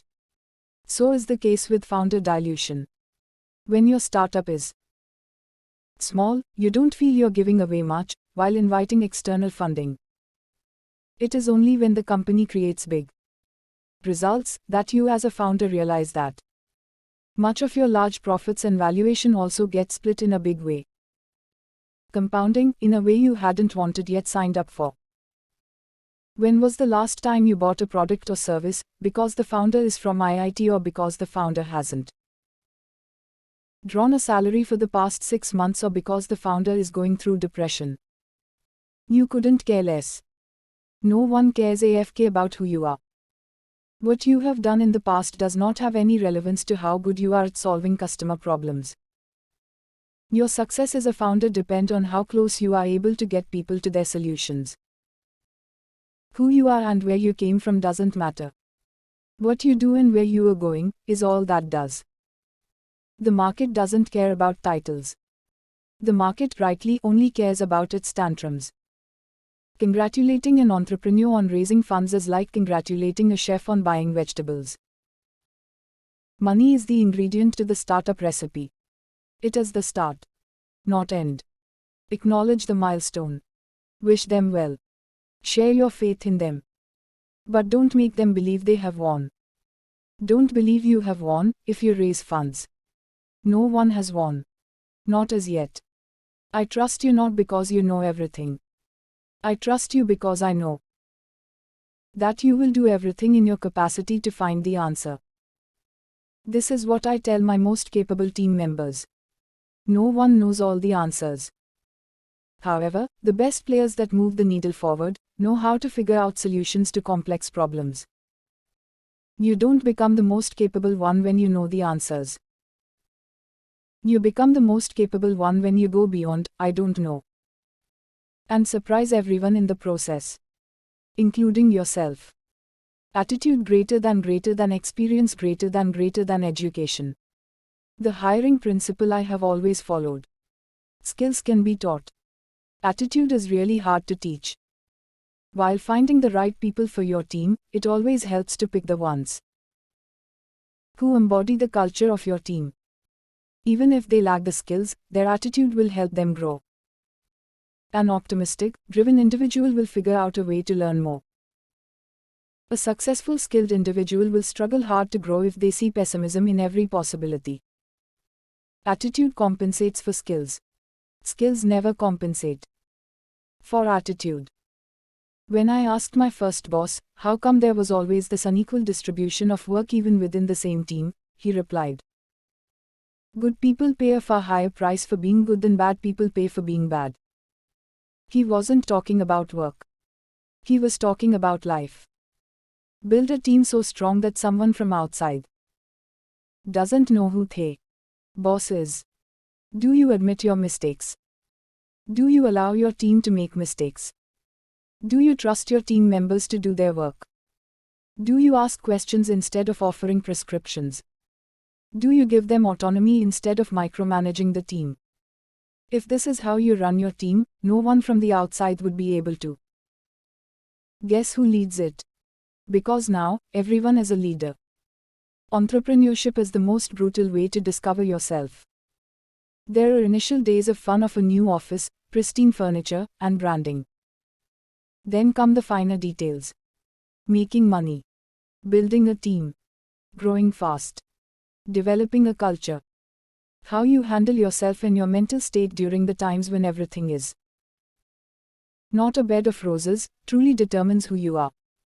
It definitely won't be as easy or glamorous as you had expected. However, it will reveal so much to you about yourself that you won't wish the journey was different in any way. Fortunately or unfortunately, nothing shows you who you are as much as entrepreneurship does. The toughest skill as a leader is to be calm during the toughest moments. Anyone can be calm when you are hitting numbers or when a customer is satisfied. The power to be calm when your team's morale is low, the power to empower your team members despite their mistakes, and the drive to move them forward when things aren't moving forward are the greatest skills. It isn't easy. That is why leadership is a reflection of who you are. Tough. But a lot easier than losing your temper. With leadership comes the power to lose your calm. Leaders who don't lose it are truly powerful. Show people who they can be, instead of telling them who they shouldn't be. One of the best lessons I learnt as a people manager. You shouldn't pull others down, be disrespectful of others or make fun of someone's mental health issues. Stating this is being preachy. It's the truth, but it is simply moral science. Everyone knows it. What if you are the one who shows people their potential? What if you could show people that it is so empowering to respect others for who they are? What if you do everything you want your team to embody? Words are wise. However, stories strike. Most people who want to start a business think they should quit their job and start a startup. Not true, in my opinion. Work nights, weekends, and test your idea out. The minute you have to push the startup and work to make money, it is very different from, let's see if this even works. Irrational optimism is a founder's death trap. The hardest moment while building a startup is when you let down your team. The most precious moment while building a startup is when you let down your team and they are the ones who pick you up. Build a culture that picks people up when they are down. Be a part of such a culture. When you raise money, it is not an achievement. It is an obligation. When you raise money, you are no longer answerable only to customers. You are answerable to investors because they desire a return. Because they have raised money from someone who is also looking for a return. You are not focusing on growing the business now. You are under the pressure of growing the business. And that's a huge obligation. Sorry to break your heart. Somebody out there has already come up with the same idea that you have. Somebody out there is already working on the same idea that you have. Don't over-index on the idea. Instead, find out what it is that they know that you don't. Ideas are hardly new. What's new is solving an unsolved problem in an existing idea. For that, you first need to learn what it is that others before you already know, that you don't know as yet. Your idea is not your startup. Your approach is your startup. The worst thing a company does to its employees is 1. Rate them once a year. 2. Tell them how well they did. 3. Measure them on metrics they didn't even know they were being assessed on. It's sad that most employees do not know for the entire 12 months what the management is thinking about them. The best feedback is stated in real time, fortnightly, weekly. Being candid instead of springing a surprise. Being helpful instead of an FYI. It is the employees that run the company, not the other way around. The moment companies become aware of this truth, everything changes. Asshole founders don't build institutions. They merely start and run companies. It is easy for anyone to start a company. It is super difficult to build a place where people would love to come to work, where people are respected for who they are, and most importantly, where people grow at work and as individuals. Anyone can start and run a company. To be so poor that all they have is money. The real game is to have conversations with every team member. To listen to them just with the intent of listening to them. To know them, because that is what will help you make wiser decisions. Only courageous founders go beyond themselves and run institutions. The 3 worst reasons to become an entrepreneur. 1. I want to make money. 2. I hate my current job. 3. Everyone is doing it. Entrepreneurship is hard. For the longest time it won't give you the luxuries of a salaried job. Also, you will have multiple bosses instead of one. Most people fail as entrepreneurs because they pick one of these external reasons to become entrepreneurs. Only when your drive is internal, you are curious, you are consumed by a problem, you would be able to experience the joy of becoming an entrepreneur. You want to solve a problem, and while you hope for success, you are ready for failure too. A great leader should be replaceable when it comes to their tasks and actions, and irreplaceable when it comes to their thoughts and vision. Great leaders are those who make themselves dispensable over time, because they don't care about feeding their ego. The best leader allows their team to execute in their absence, while the leader works to define the purpose and end goal. In a society where being trusted is not common, operating with trust is a competitive advantage. People inherently want to be trusted. I pay my team interns as well as full-time on the first day of every month. Also, I trust them on day one instead of building it over time. When people are trusted, especially in a trust-deficient context, you get more out of them. People want to be trusted. They just aren't given enough opportunities to. And once they are trusted, they not only surprise you, they also end up surprising themselves by the accountability they deliver. Part 5. Money. When I was young, my father shared an interesting side of money with me. He said, because you grew up without money, you would either go after money or you would grow beyond money.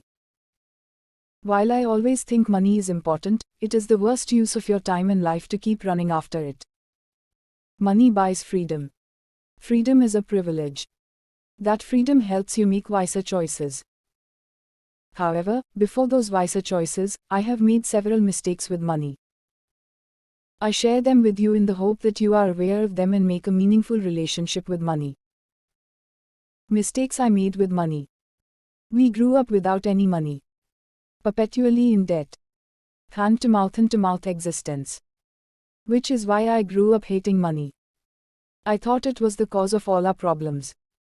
And I never wanted money to rule over me. What I didn't realize though was that this desire to dismiss money led me to disrespect it. Because I had a knack of making money, I never really spent any effort in understanding how to manage and grow it. In the process, I ended up making a lot of mistakes. Mistake 1. I took loans to buy real estate, assuming the price appreciation would take care of the interest rate I pay. I didn't take into account taxes. I didn't take into account inflation. I didn't do the maths that to get a respectable return, the price will have to grow approximately 20% year on year. Mistake 2. Whenever I made any extra cash, instead of paying off the loan, I invested it in startups, convinced that the startup would multiply my money several times over. I basically went to a casino convinced I would make enough money to repay my loans. That's what I did. Mistake 3. I invested in illiquid assets, startups, real estate, and rarely in liquid assets, stocks, gold. So, when tough times happened, I had a lot of paper wealth, but no cash. Which meant collecting even more debt. Never trying to pay it back. Because hey, the previous example of not paying off loans with extra cash. Mistake 4. For an entire decade I took lower than market salary, over-indexing on equity. I believed the equity would make me much more than the salary ever would. So when things didn't end up as expected, I was left with no wealth. Mistake 5. I over-indexed on the future. Continued to maintain my lifestyle when I should have lowered it.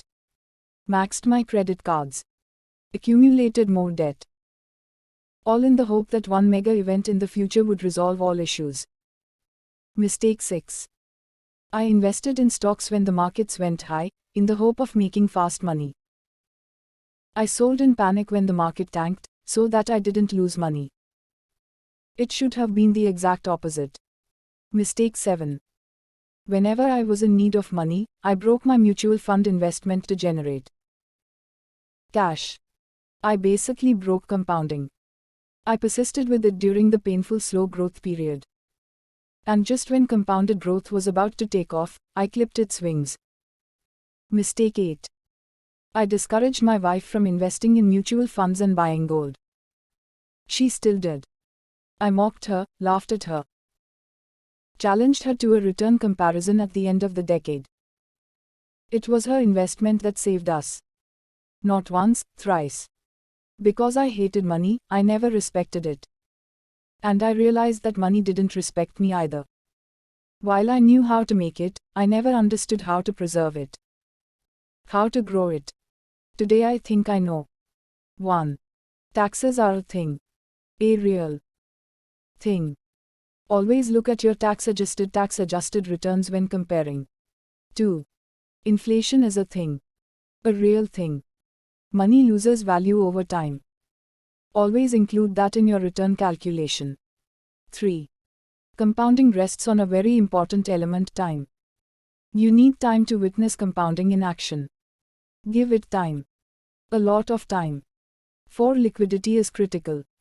Invest in a way that you can withdraw cash whenever you need. Else what's the point? 5. If you have excess cash, wait. Wait for the right opportunity. Wait patiently. Wait for markets to drop. Wait. The price you buy at determines your return. No one wants to get rich slowly. Warren Buffett. 6. When in your 20s, live like a pauper. Live within your means. Pay your bills, and then pay yourself by investing. Pay for your desires last. Do not take loans for your desires. 7. Take loans only for things that appreciate in value. Education. Maybe a house. Only one. 8. Do not invest according to your echo chamber. Angel invest because you are a founder. Invest in stocks because you are in finance. Invest in gold because you are a trader. Get to learn and respect all asset classes. 9. Double down on what is working rather than diversify. Diversification will not yield supernormal returns. Owning more of what is working will. 10. Allow compounding to happen. It takes time. Decades. For the longest time it will seem nothing is happening. It is happening. The biggest lesson that I have learnt about money is that it buys you freedom. And freedom is a privilege. For the longest time I denied myself this freedom. And today when I do have it, I realized all the mistakes I made that prevented me from getting this freedom. These mistakes have made me wise today. I hope they make you wise today, much earlier. 10 common money mistakes to avoid. Mistake 1. Not valuing your time and treating it like it's free. We don't know how much our 1 hour costs. We don't know how much we actually spend when we watch Netflix 2 hours a day. We don't know how much we should charge for a project. We don't understand how our time equals money. Mistake 2. Spending your time on things that are easy to measure money-wise.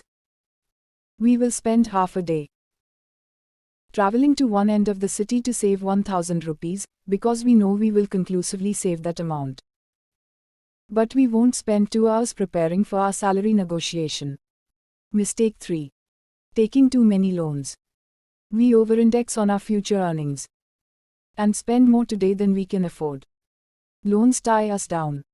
They increase our burn rate. They make us risk-averse. They make us feel like we are stuck. Mistake 4. Believing that our income is capped. Our income is not capped. There is no upper limit to how much we can earn. Instead, it is our spending that is capped. We have to spend a bare minimum to live, to survive. Instead of reducing expenses, focus on increasing income. Mistake 5. Trying to time the market. Market is too high. Let it fall. Market is low. Right time to buy. No one knows the highs or lows of a market. The best way to invest over a long term is to invest regularly, irrespective of the price at that time. Mistake 6. Investing because of FOMO. Everyone is investing in Bitcoin. I should too. Everyone is selling Bitcoin. I should too. Everyone is buying ITC. I should too. Everyone is selling ITC. I should too. Everyone is not you. Invest in your beliefs and research and as per your appetite. Mistake 7. Renting your time and not owning any assets. Everyone in a job isn't going to create supernormal wealth. Because we have to spend time working to earn. Assets, on the other hand, make money even when we sleep. Start a company. Own stocks. Create rental income. Mistake 8. Investing late. 20s is the time to have fun. We'll start investing in the 30s. 30s is the time to build a family and enjoy it. We'll start investing in the 40s. The right time to start investing was when you turned 18. The next best time is today. Mistake 9. Comparing your money to others. Money, for most of us, is an outcome, not an input. It is the result of the decisions we have made, not the reason for the decisions we made. Compare the decisions people made to get to money. Comparing the outcome won't help. Mistake 10. Running after money. Money gives you freedom. Freedom is a privilege. But the minute we run after money, we are not free anymore. Use money to earn your freedom. Don't give up your freedom to earn money. Bonus. Not taking risks when you can. In our 20s, when we have little to lose. And even if we do lose, we have time to recover. Lesser so in our 30s, 40s. That's why our parents love fixed deposits. But we shouldn't. Take risks early on. And don't worry about the short-term ups and downs. I wish money was a topic that our parents spoke about, or our schools, colleges did justice to. In the absence of it, we are left to learn from those who have made mistakes and realized what to do. Or make those same mistakes ourselves. 3 books that have helped me tremendously to understand money. Rich Dad Poor Dad. Psychology of Money. Intelligent Investor. 3 people who have taught me a lot about money. Ruchi, my wife. Naval Ravikant. Morgan Housel. If you do not know how to care for money, money will stay away from you. Robert Kiyosaki. 10 Lies I Was Told About Money. Lie 1. Money is the root cause of all evil. From an early age, thinking about money was not encouraged. It was the unsaid rule that money is important, but thinking about it is evil. After all, money was the reason behind fights, wars, disagreements. Now I know, it is not money that is the cause. It is the importance we attach to it in our lives. Money is simply a medium of transaction. When it becomes an emotion, that is when it consumes us. And that is true for all things in life. Lie 2. Be wary of those who are rich. It was always assumed that getting rich was possible only through exploitation of others, being cold-blooded and twisting the law in your favor. The rich are the ones who have compromised on their morals. Now I know that for every immoral rich person, there are countless more examples of people who treat money, people and values with respect. It's just that, by design, they are not the ones we hear of or speak of. News covers the abnormal, not the normal. Lie 3. Saving money is important. Of course, saving is important. But we were never told the complete story. That investing is more important. Post-demonetization, all the money saved by our parents came out. They were lauded for their saving capabilities. Most savings approaches that we were taught destroy the value of money. To make your money beat inflation, we were never taught how to invest. Lie 4. Buying jewelry is an investment. We bought jewelry at the smallest excuse. It not only added to the social status, it was also considered a wise choice because gold appreciated in value over time. It was an investment. Now I know, gold is an investment, jewelry is not.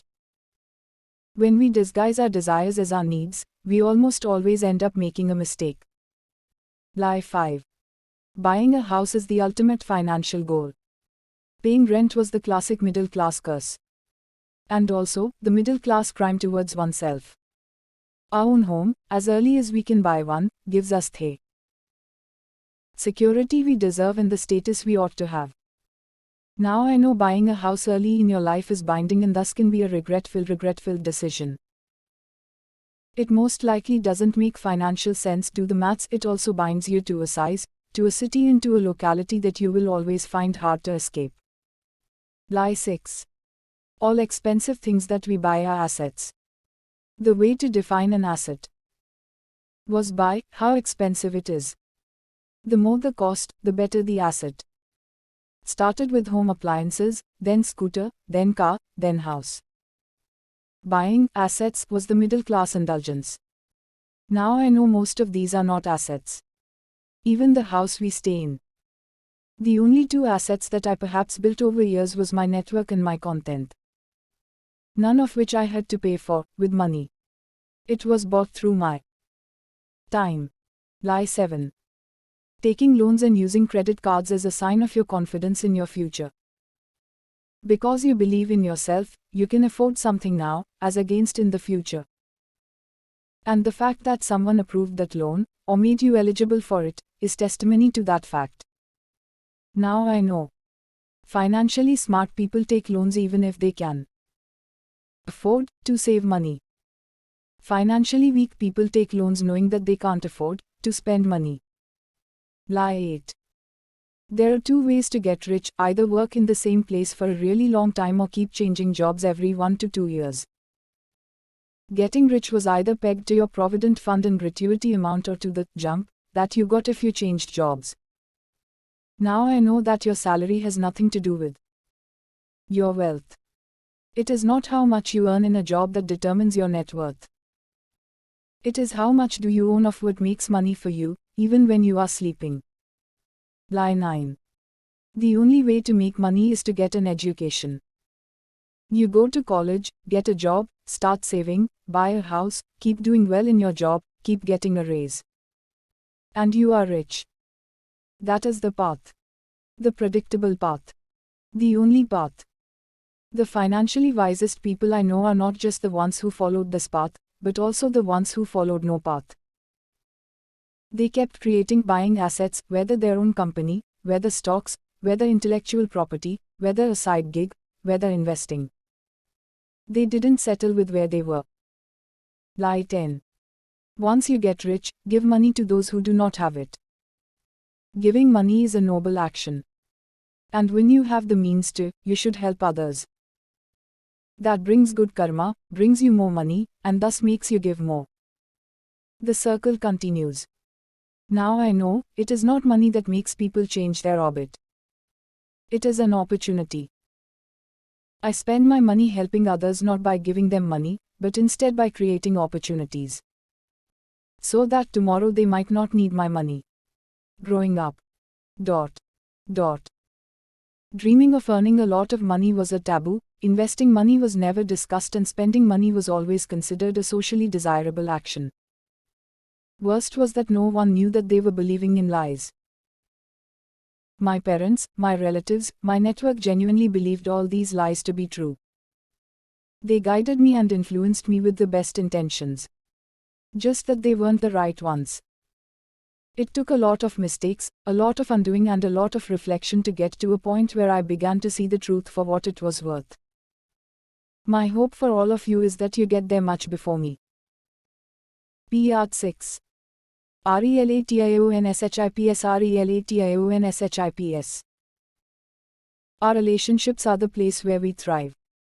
They are also the place where we are challenged the most. One of my favorite books, The Courage to be Disliked, states that all problems are interpersonal relationship problems. I'd not disagree. And it all begins with having the right relationship with the most important person. You. Hope these reflections of mine help you, as much as they help me as well. Would you be friends with your own self? Would you marry yourself? Would you be your own boss? What version of you would you rather not be? Why do you still continue being that version? There are some flaws in you that you would never like to see in anyone else. Yet you keep living with those flaws. If something is unacceptable to you in others, it must be something that must be unacceptable to you in yourself in the first place. The change we want in others is the change we need to begin with. We invite what we allow. You can neither choose your parents nor what they end up doing to you psychologically. Be prepared to heal yourself, if you have to. The only thing we do not choose is the family we are born to.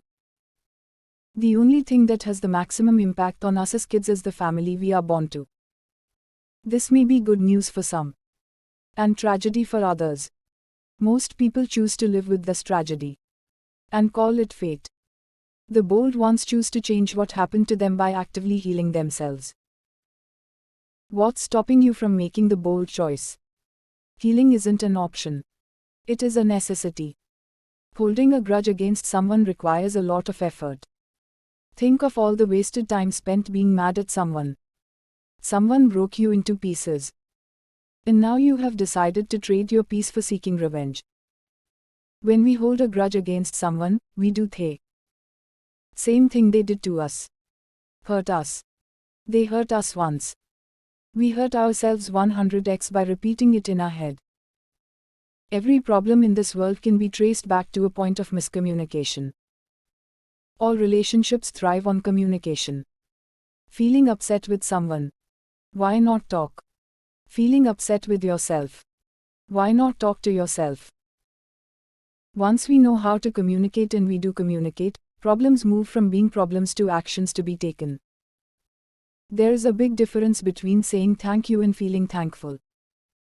Saying thank you to please someone, or saying thank you because you were truly grateful. One shows obligation.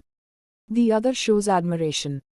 We create our relationships by what we choose to give. Nothing teaches you better than teaching others. When you learn anything, you make it a part of you. When you teach anything, you make it a part of others. To make others understand things, you simplify them further. Break down what you already know, through which you create your own breakthroughs. To start with, your right is great. To do so in public, when you don't have to, is greatness. Your kindness might cause you pain, a sense of betrayal, heartburn. Be kind anyway. Not everyone is going to reciprocate your kindness. Some are even going to play with it. Some are not going to care. Some are not going to acknowledge it ever. Yet, kindness is always the right thing to do. Not for anyone's validation. For your own. Because who would you be, if you are not kind? Unpopular opinion. Empathy cannot be taught. You are either born with it or not. Empathy equals I understand what you are going through. From so many years of meeting and interacting with people, here is what I know for sure. Empathy is either your innate quality or it isn't. No one can teach you to understand others. No one can teach you to put yourself in others' shoes. You either have it, or you don't. There is no work in progress. Work in progress. When you realize the truth of this statement, you get to decide who is worth spending your time on, who is your tribe, and whom to say no to. Sympathy. I feel sorry for you. Empathy. I can understand what you must be going through. Respect. I admire the way you are handling this. Respect greater than empathy greater than sympathy. Sympathy is a form of pity. Empathy is rising above it and thinking at par with someone who is going through. Respect is rising beyond what they are going through and letting them know that they are doing a beautiful job. No one is useless. Everyone knows something you don't. When we approach people with the mindset that they don't know anything, we close all doors to learning something new. Only when we shut the door of our ego and be open to learning something new do we realize how much we don't know. Everyone has stories. Stories that create their filters. Filters that create their stains or clean them. And almost every story comes with the knowledge that you don't have. That isn't surprising, rather relieving. Knowing that you don't know much is the best knowledge. By not appreciating someone for their vulnerability in truth, all we do is encourage lying. Remember the time you did something wrong as a kid. And instead of lying, you decided to own up and tell your parents about it. However, you got scolded, instead of being appreciated for speaking the truth. That becomes your worldview. That is how you figure how the world works. Are we doing the exact same thing with people around us? And subconsciously telling them that speaking the truth is not an act of courage. Truth, as scary and scary as it is, comes with the courage to speak up. And stand by it. True respect is when you respect someone even after you've got to know them. It's easy to respect someone online or from a distance. But that isn't respect. It's infatuation. It's hard to replicate that respect when you know them beyond the perceived persona. Now they're not acting. They are without their mask. Bare and barren. That is when your admiration turns into either loathing or respect. Run away from those who are trying to run away from themselves. Those who are not willing to heal themselves. Those who do not want to know their deeper paths. Those who are not okay and do nothing to change it. Those who do not want to have difficult conversations with themselves. Run away from those who never run towards themselves. Do not show up for every argument you are invited to. An undeniable life hack for your peace. The nature of arguments is that they thrive on more inputs. If your only input in every argument is your silence, peace follows naturally. Respect doesn't come from the title. It comes from conduct. Respect doesn't come if you are a CEO, founder, leader, manager, or senior. Respect comes from what you do and who you are. And you don't need any title to get there. What you do becomes your title. How you treat others is your business card. There are people who tell you that you are wrong. There are people that help you see where you are wrong. Guess which ones are more important? The ones who tell you that you're wrong are the ones imposing their beliefs on you. The ones who help you see where you are wrong are the ones encouraging you to form your own beliefs. Some impose. Others show. Some poke. Others make you more awake. Some show you how you are wrong. Others teach you how to be right. It takes effort to find love. It takes effort to feel fulfilled. It takes effort to be fit. It takes effort to be happy. Which is why most of us do not have love, fulfillment, happiness or fitness in our life. Dot. Dot. Dot. We all accept the love we think we deserve. Love is contingent. Not on the ones loving us. Rather on our definition of love. And how much we love ourselves. If we think we are not worthy of love, we will subconsciously deny it. If we truly believe we are worthy of love, we will take the smallest compliments with grace and ease. People who are loved the most are the ones who believe that they are worthy of love. We don't have to agree with each other as long as we understand each other. The best relationship doesn't necessarily agree on everything. The best relationships have the best acceptance despite their differences. When we want only our say in relationships, we miss out on the bigger picture. When we respect our differences, we love people for who they truly are. Who you decide to spend your life with. One of the biggest decisions you will make in your life. Don't take it lightly. The partner you pick will directly or indirectly decide your free time, work, finances and most importantly, your happiness. This is the one decision that could be painful to reverse. This is the one decision that will influence almost all your decisions. This is the one decision that will either make you feel proud or suffocated every morning. Your parents are first humans. Then parents. Which means they too can be wrong. They too can be toxic. They too can be unreasonable. Do not think they are above all of this. As long as you are financially dependent on your parents, you are answerable to them. If you wish to be independent of them, while still respecting them as your parents, buy yourself financial freedom. Whenever someone says, "You will never know how I am feeling," remind yourself that they are telling you life's most fundamental truth. We will never know. We will never truly understand what the other person is going through. This might hurt, especially if you love them dearly. However, true love sometimes means understanding that you don't understand. Your true friends are those who are truly happy for you when you succeed. Be that true friend for others. Most people say true friends are the ones who are there for us in our tough times. I believe that's wrong. Anyone can be there for us in our tough times. What we truly want to have are friends who are never jealous of what we have achieved, rather celebrate us for that. However, it is rare to find such friends. Most either gossip in private groups, or are never truly happy. But we all wish we had one. What if we became that one? When you give what you desire the most, you don't desire it anymore. If you share because you are expecting something in return, it is not sharing. It is a transaction. Wanting to maintain a distance from someone you do not relate to anymore doesn't mean you don't care about them. It just means you care about the relationship you have with yourself more than the one you have with them. We change courses. Some don't. We learn to let go. Some don't. We grow more positive. Some don't. It's okay to not relate to them anymore. It's okay to be emotionally away. It's okay to respect your growth while they don't respect theirs. It doesn't mean you don't care. It means you cannot care about anyone unless you care about yourself.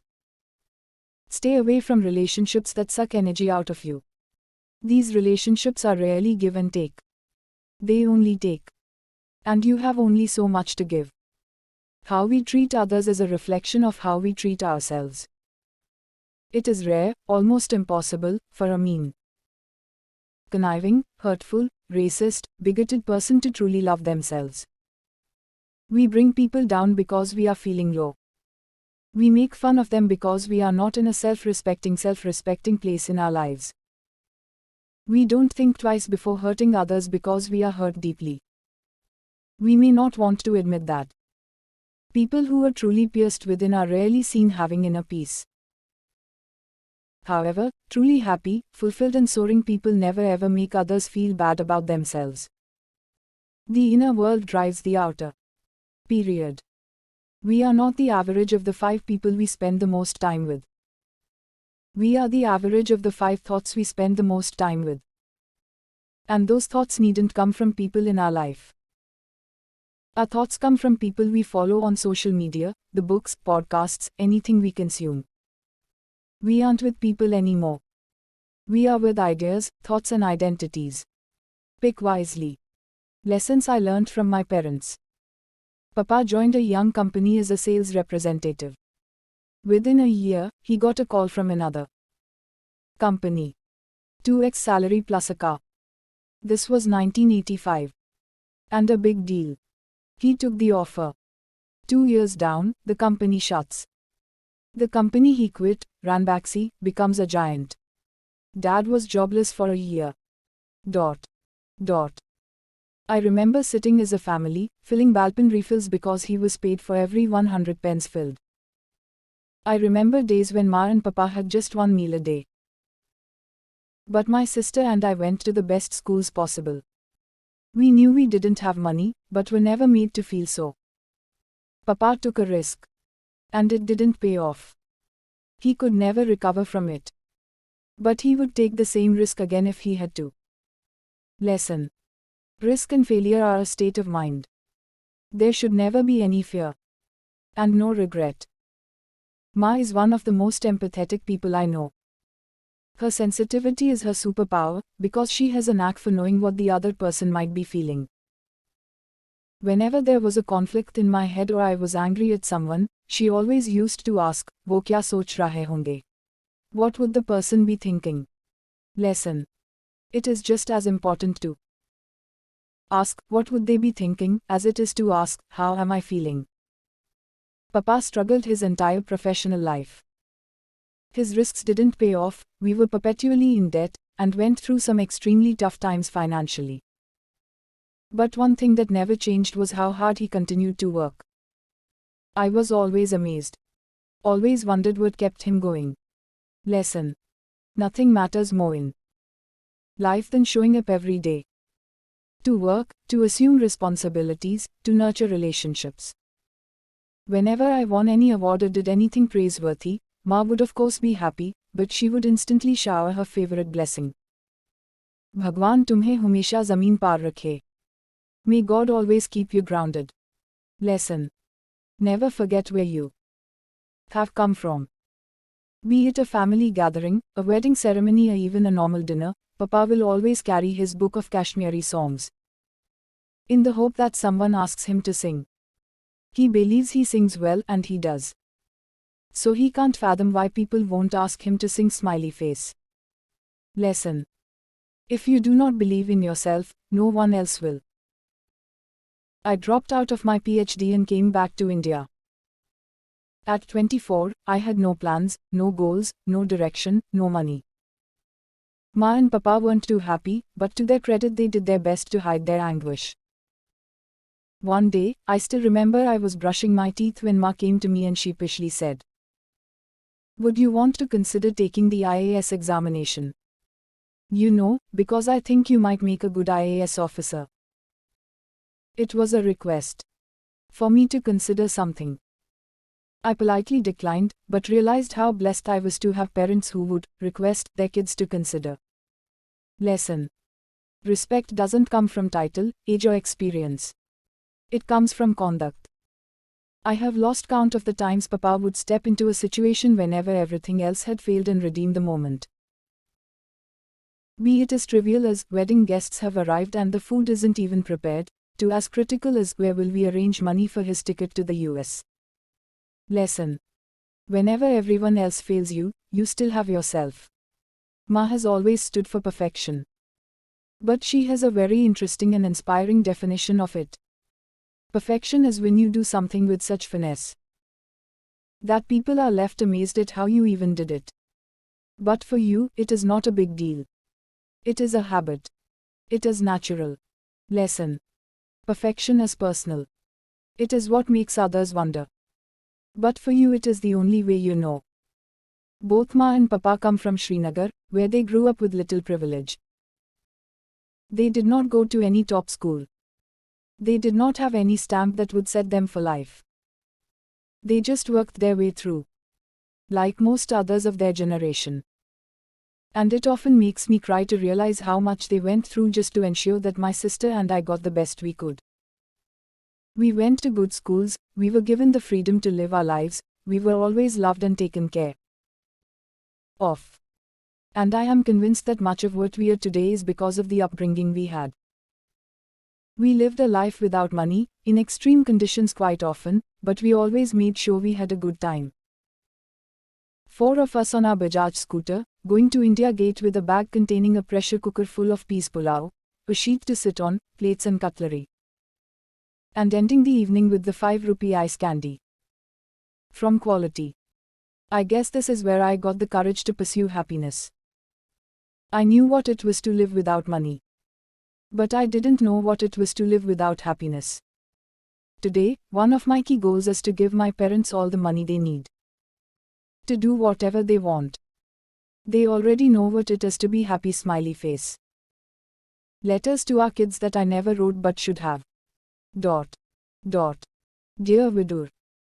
Each time you cry watching a cartoon, because of what you think is something unfair, I hope and pray that you never forget how you felt. I hope your definition of what is unfair remains just as pure.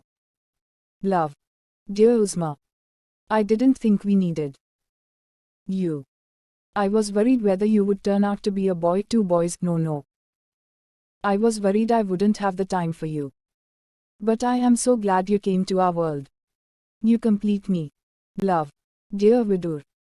Recall how badly you wanted a bicycle when you were 5 and we couldn't afford it. We somehow managed. When you saw it, you broke down. So when we asked you, what's the best gift you've got from us, we expected you to say that cycle. You said, Uzma. You are so precious. Love. Dear Uzma. Every time you stand in front of the mirror and sing and dance like you don't care, you remind me how wonderful life is.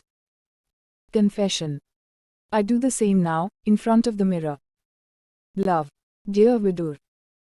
We were forcing you to sleep, when all you wanted to do was stand in front of the window and feel the raindrops fall on you. So you pretended to sleep. And when we left, you went to the window and felt the raindrops on you. You did the right thing. Love. Dear Uzma. Your name in Urdu means the greatest. No pressure. Closing parenthesis.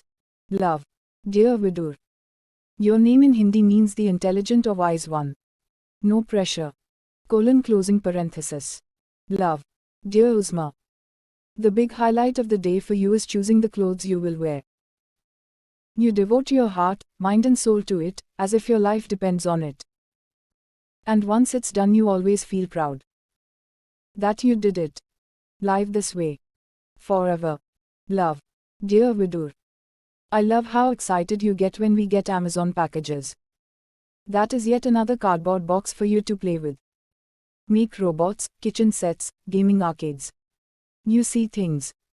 And I hope and pray you continue to, forever. Love. Dear Uzma.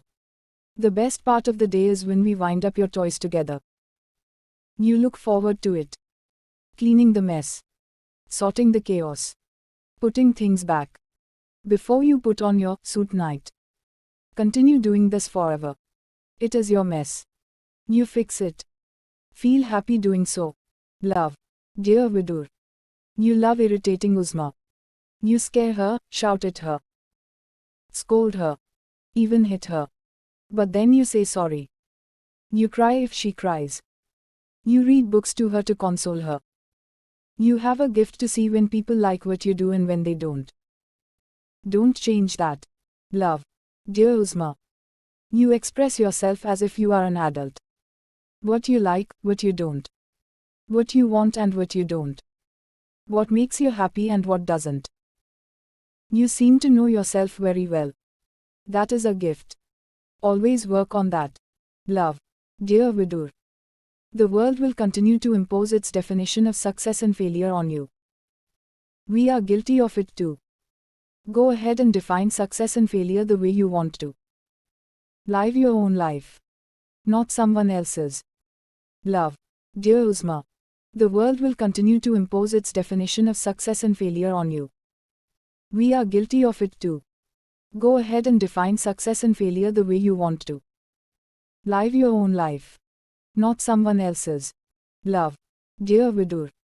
Every time you ask me to share our money, ice cream, biscuits with the kids on the street because they do not have what we have, you remind me of how all of us were, before we became who we are.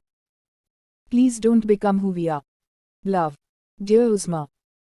When you read books to yourself, despite the fact that you can't read, you still enjoy the book just as much as you would if we were to read it out to you. Sometimes even more. It is the story in your head that is the most important story. Always remember that. Love. Dear Vidur. You once wanted to become a soldier. Then a watchman. Then a robot. Then an artist. You know what? I really wish you become all of that and more. Why become only one thing in our life? We have only one. Love. Dear Uzma. You call Vidur, Dada.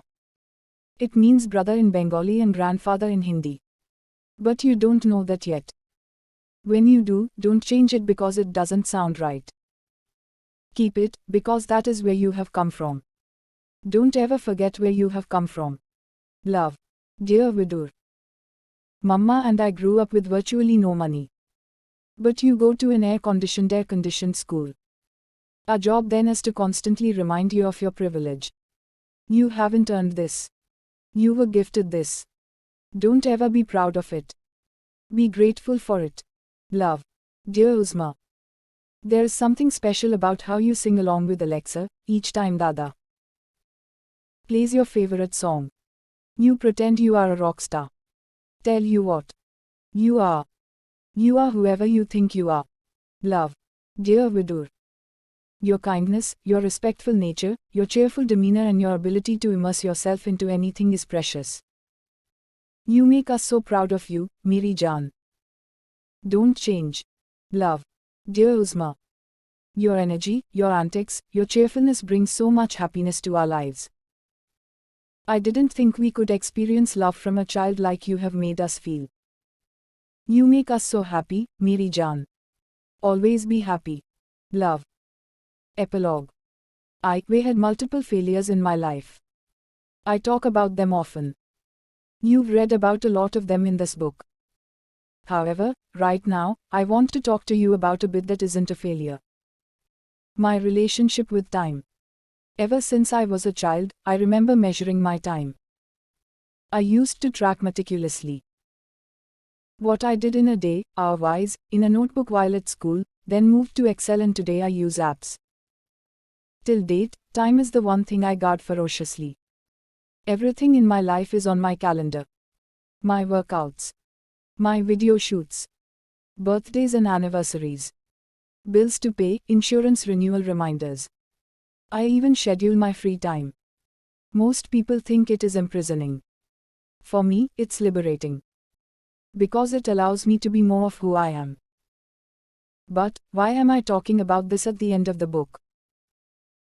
Because no matter how many failures you've had, no matter how many heartburns you've been through, or how many unexpected storms you have weathered, there's always a part of you that serves as a tent pole that comes to help you in every area of your life. For me, it is my relationship with time.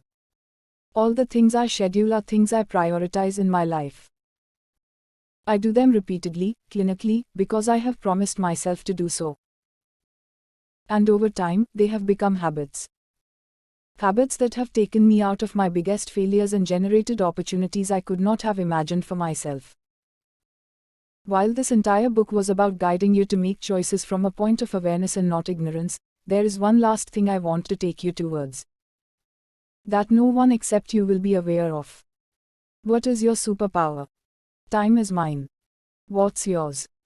When I talk about it, I'm not talking about following your passion or finding the career of your choice. But one thing that always keeps you going when nothing seems to be going right. It could be your relentless discipline. It could be your dedication and commitment. Could be your simple approach towards life. Could even be your attention to detail. Could be your friendly demeanor. Or your athleticism. Or even your rebellious nature that has worked wonders for you. You have that superpower already. As you go out into the world and do your own epic shit, I suggest you take this armor with you. And you shall never return home defeated. Because, the powerful things that lie within us are often the easiest to overlook. Ankur Warikoo, signing off. A note on the author. Ankur Warikoo is an entrepreneur, teacher, content creator and mentor. Ankur founded Nearbuy.com and was its CEO from its inception in 2015 until 2019. Prior to that, Ankur was the founding CEO of Groupon's India business.